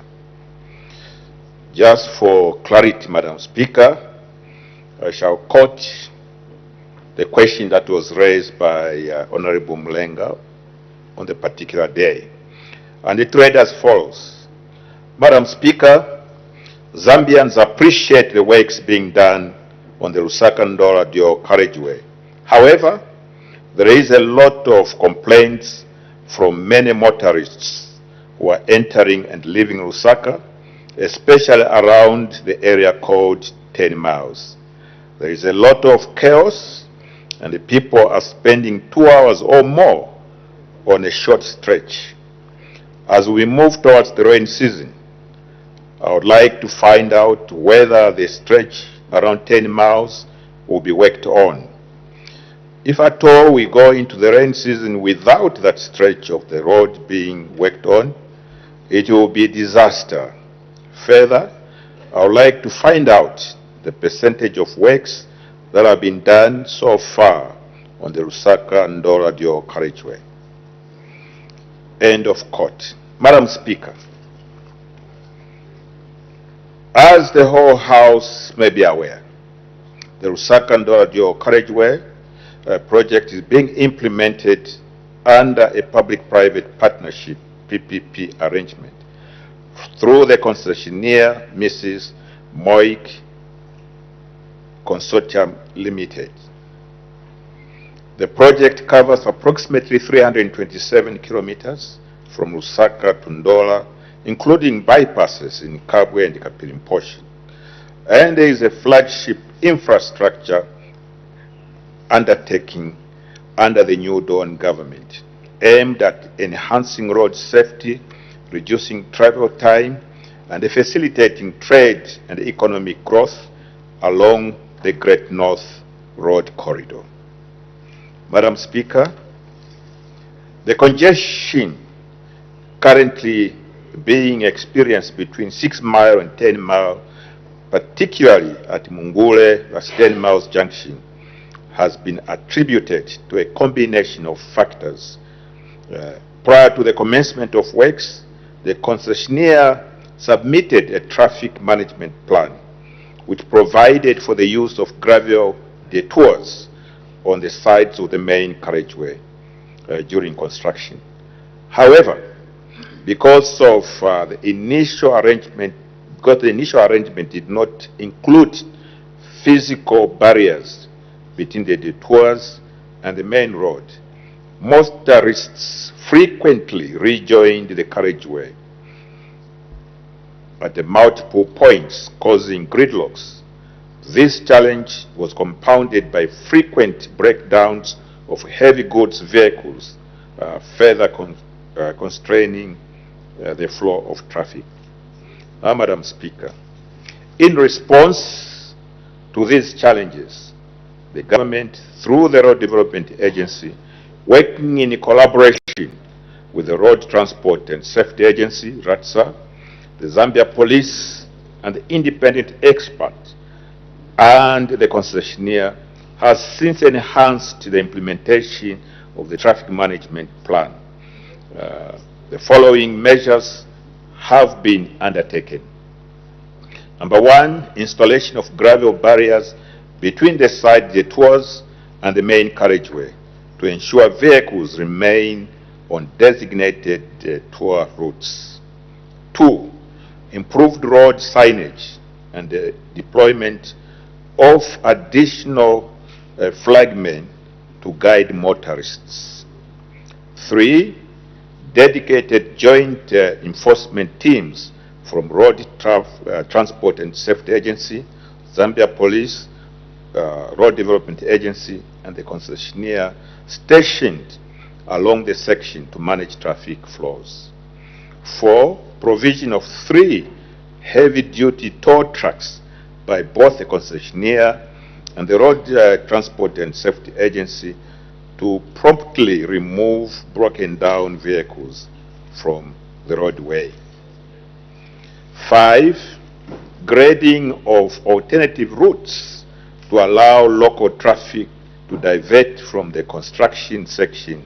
And these include the Zanga Road route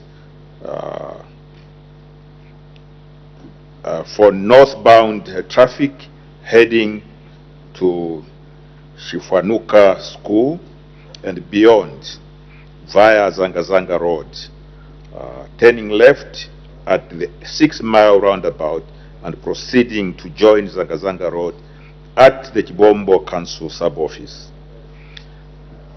The Milestone Mungule route for travelers to Mungule and surrounding areas, joining the North Road service lane from 70 roundabout and then turning left at the Oryx filling station and the Milestone Road, continuing to join Mungule Road and joining the Great North Road at 10 Mile to proceed north if need be. And the Kakungu Chikumbi Road, for southbound traffic, that is Lusaka, turning left at 15 mile just after U-Fuel filling station, traversing the road via Kakungu Market, then turning right onto Chikumbi Road and rejoining the Great North Road at DMI St. Eugene University. Maps of these alternative routes, Madam Speaker, have been made available on the Road Development Agency website and social media platforms to guide the motoring public as necessary. Madam Speaker, with the enhanced traffic management measures in place, the concessionaire has accelerated the pace of works, and it is projected that the section between 6 Mile and 10 Mile will be completed by 30th November 2025. And I repeat, the section between 6 Mile and 10 Mile will be completed and will be a full dual carriageway by the end of November 2025. And once this section is completed, traffic flow will substantially improve, even as construction progresses along other stretches of the project. Madam Speaker, regarding the progress of the Lusaka-Ndora dual carriageway, the project as a whole, the works have reached approximately 61% completion as of October 2025. The government remains confident that the concessionaire will maintain this momentum and deliver the project within the agreed timelines. Madam Speaker, the government is fully aware of the inconvenience being experienced by motorists and the traveling public due to the ongoing works. We sincerely thank the people of Zambia for the patience and the continued understanding. The New Dawn government administration remains steadfast in its commitment to improving the road network across the country. Once completed, the Lusaka-Ndora dual carriageway will significantly reduce travel time, improve safety, and enhance connectivity between Lusaka and the Copper Belt. Madam Speaker, I wish to assure the House and the nation at large that the government continues to closely monitor the situation around the 10 Mile area and the other construction zones to ensure minimal disruption during the rain season and the timely completion of the works. Madam Speaker, I thank you. Thank you. Honorable members are now free to ask questions on points of clarification on the ministerial statement presented by the Honorable Minister of Infrastructure, Housing and Urban Development. We start with the Honorable Member for Nyimba. Thank you, Madam Speaker. Madam Speaker, let me appreciate the UPND government for that project, because I remember very well that before the late President Michael Sata died, that project was somewhere like $670 million, or at one point after his demise it went to 1.2 billion. I'm happy that it came back to the normal pricing. Madam Speaker, if you look at the great problem is now, that is a problem, Minister, we are also facing between Manawasa University to Chongwe. Madam Speaker, I may wish also to know that if you are traveling to Eastern Province, it's more tedious from Manawasa to Chongwe. You spend 3 hours, and it's easy to travel from Chongwe Bridge to Rwangwa Bridge. You are going to drive less than 1 hour, 30 minutes. I mean, less than 2 hours. So my question to you, Minister, at 6 miles going to Katuba, maybe Toget, or up to 16 miles, are you going to continue with a double lane as a dual carriageway, or looking at the flow of traffic, because there is heavy traffic because of the new industry which is coming up at 16 miles there? Are we seeing you doubling to 6 lane, or you are going to maintain the 2 lanes so that we ease the flow of traffic at that stretch? I thank you, Madam Speaker. The Honorable Minister of Infrastructure, Housing and Urban Development. Madam Speaker, I thank the Honourable Member for Nyimba for the follow-up question, but also for stating what is a fact and indicating that things did go wrong. When he says that during the late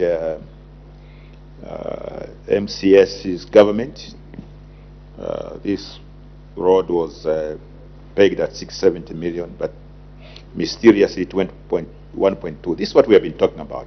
That's why we have brought it down to 649 million, which is the construction cost now. With respect to Levi Mwanawasa to Chongwe, government is fully aware of the congestion that takes place, and there are measures that are being looked at actively to see what can be done, especially through PPP. One of the problems is that these congestions are time-bound. In fact, they happen early in the morning when people are coming into town, and also when they're knocking off mainly. So when we do traffic counts to see if we can justify a PPP, we have a few problems. We have considered what is called an expressway from the airport roundabout into town, like they have in Kenya, those of you who have been in Kenya. But we'll continue to engage. Also on the plans is the dual carriageway from Lusaka into Chongwe at a later stage. The question relating to the subject matter of today's ministerial statement is asking whether we'll continue with 2 lanes, dual carriageway between 6 miles and so on. What I can state is here that with respect to 6 miles to 10 miles, this will have an extra lane, which is called a service lane, that will be constructed next year. So at the end of that period, we shall effectively have 3 lanes in one direction and 3 lanes in the other direction between the point of 6 miles and 10 miles. This has already been discussed with the concessionaire, and we will just carrying out further discussions to finalize it. Thank you, Madam Speaker. Thank you very much. The Honorable Member for Chinsali.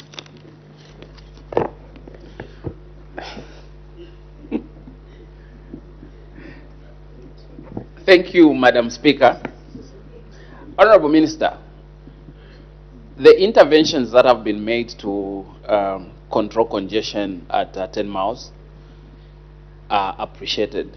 But I would like to find out, why did we deliberately wait until congestion became worst for us to react? Because the congestion at 10 miles is something that has been known for a very long time. During the time when our engineers at RDA were planning on how that road was going to be executed, they should have foreseen that congestion was going to be bad at 10 miles. So my question is, why did we deliberately decide to be reactive in this particular issue of the congestion at 10 miles? Thank you, Madam Speaker. Thank you. The Honorable Minister of Infrastructure, Housing and Urban Development. Thank you, Madam Speaker, and I thank the Honourable Member for Chinsali for the follow-up question. First of all, I think we must appreciate that the reason why, first of all, the PF government and indeed the European government decided to upgrade this road to dual carriageway is because there was already congestion, especially that particular stretch.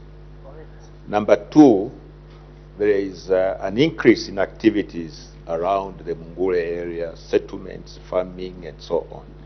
So there is a lot of traffic going not even to Kabwe or Copper Belt, but going within that particular area.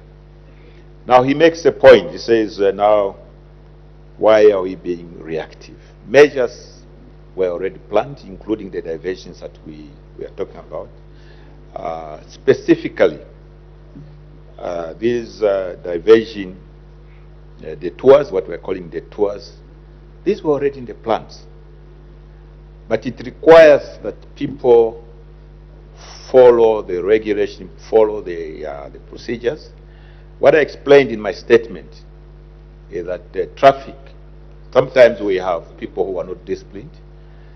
Instead of confining themselves to the tour, they would go back on the road that's being constructed. That caused problems. We cannot really start planning for law breakers or regulation breakers. When it happens, you take further measures. Now, it's costing us more to implement, to enforce, to make sure that people don't go on a road that's being constructed before it is opened up. The other reason that we have talked about is a breakdown of heavy moving vehicles, heavy loaded vehicles. Okay. Now, because of that, we have put now tow trucks, the 3 tow trucks that I've talked about. So, I think in Zambia, we must encourage a culture of following rules and regulations and laws. I think throughout our nation, we have issues of people following the directions that are given. Thank you, Madam Speaker. Thank you. The Honorable Member for Solwezi East. Thank you very much, Madam Speaker and Minister. Thank you for your statement. From the lessons learned about the congestion in that particular area, I want to find out from you, because next it will be the Lusaka-Chongwe Road and so on. Don't you think it is important that when the commencement of the road works begin, maybe you concentrate on those key areas like the beginning, like it is also like the Ndola, as opposed to working immediately in the midsection? Like if you look at the roads, you have Chiwombo there and other sections, which are even complete. So going forward, don't you think it will be important that you concentrate on the areas that may be congested? Thank you. The Honorable Minister of Infrastructure, Housing and Urban Development. Madam Speaker, yes, it does make sense. The responsibility given to the concessionaire, especially on the Lusaka-Ndola Road, is not just to reconstruct or rehabilitate the road. We also gave them responsibility to make the road more travelable. But the emphasis, Madam Speaker, was on the bad sections, such as where we had what we call rutting of the road, like the creation of canal-like features on the main road, which were increasing the risk of accidents and so on. And that is what they concentrated on, the area between Kapirimposhi and Ndola. Those who travel on this road now know it's a lot more motorable than it was before work started. So yes, we learn from experiences. The planning for the roads did take into account the rerouting of traffic around that area, as I've explained. That should have worked. But people were not obeying. And in addition, actually, there's another phenomenon, which is people trading around that area, the market around that area, coming as close as possible, sometimes coming onto the road to trade. This is obviously against the traffic rules and so on. But going forward, obviously, there has to be a lot more attention to constriction areas when we do some of these roads going in the future. So thank you for that suggestion. Thank you, Madam Speaker. Thank you. The Honorable Member for Kabwata. I'm grateful, Madam Speaker, for the opportunity. Honorable Minister, I think the challenge that we've seen, especially on that road, is the unprecedented number of accidents. Yesterday, between a stretch of, I think, Chibombo and immediately after toll gates, we saw two nasty accidents that happened, and people were stuck in traffic for almost about 4 to 5 hours on both ends. Now, I wanted to find out, or rather, let me ask this way. What word of advice do you have for the road users, especially the PSV drivers, the bus drivers, who are seen to be over speeding on that road when they know actually that the road is under construction? I thank you. Thank you. The Honorable Minister of Infrastructure, Housing and Urban Development.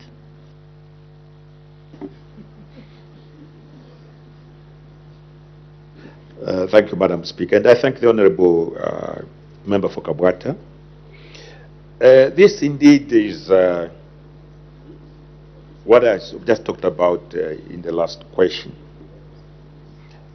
This road is under construction, and there are speed limits on the road to cater for the fact that it is under construction. So we advise motorists using that road to be mindful that the road is under construction, and therefore they should regulate their speeds within the limits that are allowed by law enforcement regulations. Usually, Madam Speaker, accidents are caused because of a human factor. We ask our drivers on our public roads to be mindful of the need to preserve life, to preserve the assets, the vehicles, and so on, by being careful as they drive on these roads. That particular section, I think you can't blame it on the state of the road. I think the state of the road between the sections mentioned by the Honourable Member, Chibombo to Gate, to the toll gate, I think in fairly good condition. So therefore, it is a human error by the PSV drivers that he's talking about, especially those drivers. They carry human beings. We expect that they'll be a lot more careful to preserve the lives of the passengers that they carry. Thank you, Madam Speaker. Thank you. The Honorable Member for Kanchibia. Thank you, Madam Speaker, and Honorable Minister. Thank you so much for this very, very important statement. Allow me to also thank you for the works being done on our Chambers-Chinkobo Road. We remain ever grateful for your listening ear. Honorable Minister, we want to find out if there are plans to open up roads like Chikumbi Road off Great North Road. Sometimes the congestion is caused by people who are going in the eastern direction, but who may not necessarily have anything to do in Central CPD or Kafua roundabout, Kawe roundabout, etc. If roads such as Chikumbi and the other roads, which would easily get them into the eastern part of, in the eastern direction, that would also help to decongest this particular road over and beyond the construction period. We know that even after the road has been done, there will still be need, looking at the growing population of motor vehicles on this road. Others don't really have anything to do passing through Kabe roundabout, etc. But they're going in the Chongo direction. So those roads leading them, if they're part of the plan, even if they are to be gravelled roads. I thank you, Madam Speaker. Thank you. The Honorable Minister of Infrastructure, Housing and Urban Development. The Honourable Member for Kanchibia, thank you very much for your kind comments on your road, Chinkobo Road, plus the two bridges that you and I commissioned in your constituency. Traffic management continues to be the responsibility of government.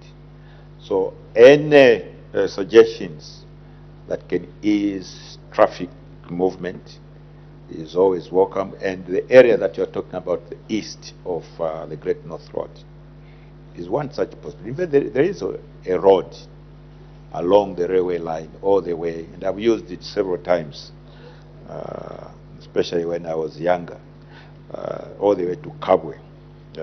So all those will be looked at, It's a question of resources, and I think it gets maintained by local government at the moment. But when resources are available to upgrade it to a proper road, that will be done, either high quality gravel road or indeed bituminous. Thank you, Madam Speaker. Thank you. The Honorable Member for Ron. Thank you very much, Madam Speaker. Honorable Minister, thank you very much for the responses. Honorable Madam Speaker, I am the frequent user of the Great North Road, and just on Tuesday I was coming back using the same road. I want to begin by appreciating Honorable Minister that there has been an improvement in terms of traffic flow. Though the major causes of these traffic jams are actually, as my colleague from Kawata has mentioned, the public service vehicle drivers who always want to use any given opportunity of a detour, and then as they are joining in front, that is where the problem comes in. Honorable Minister. The Honorable Member, see, as the time is 10:40 hours, I suspend business for 20 minutes for a health break.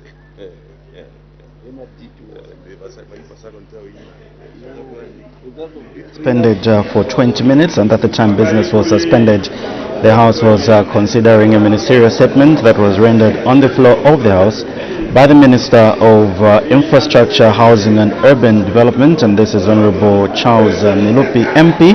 It is on the traffic congestion around 10 miles on the Lusaka-Ndola dual carriageway project, and at the time business was suspended. It was Ron, Member of Parliament, who was asking a follow-up question, seeking clarity from the Minister of Infrastructure, Housing and Urban Development. So when business resumes at 11 hours, the member for Ron Parliamentary constituency will continue posing his question. Yes, indeed, President. So far, the House has considered one of the Vice President's question time, a segment of 45 minutes, and we did see members of Parliament asking questions for one of the Vice President. Business did commence at 09 hours, and Madam Speaker recognized the presence in the public gallery of pupils and teachers from Waleleka School in Lusaka District. Madam Speaker, welcome the visitors to the National Assembly of Zambia.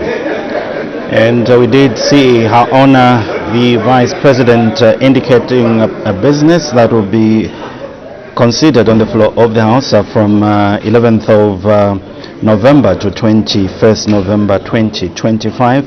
And also we did see some urgent matters without notice being considered on the floor of the House. And currently the House is considering a ministerial statement, and it's also worth mentioning that during Her Honor the Vice President's question time, a total number of 6 members of Parliament did pose questions for Her Honor the Vice President, and these are questions without notice. And we had Mpika Member of Parliament, Mwambeshi Member of Parliament, Katombola Member of Parliament, Fera, Shwangandu, and not forgetting Mr. Movika, that's Shangombo, Member of Parliament, also posing the question. Let's quickly look at what is expected to be considered on the floor of the House when business resumes. We do have questions for Oral Answer Understanding Order 80.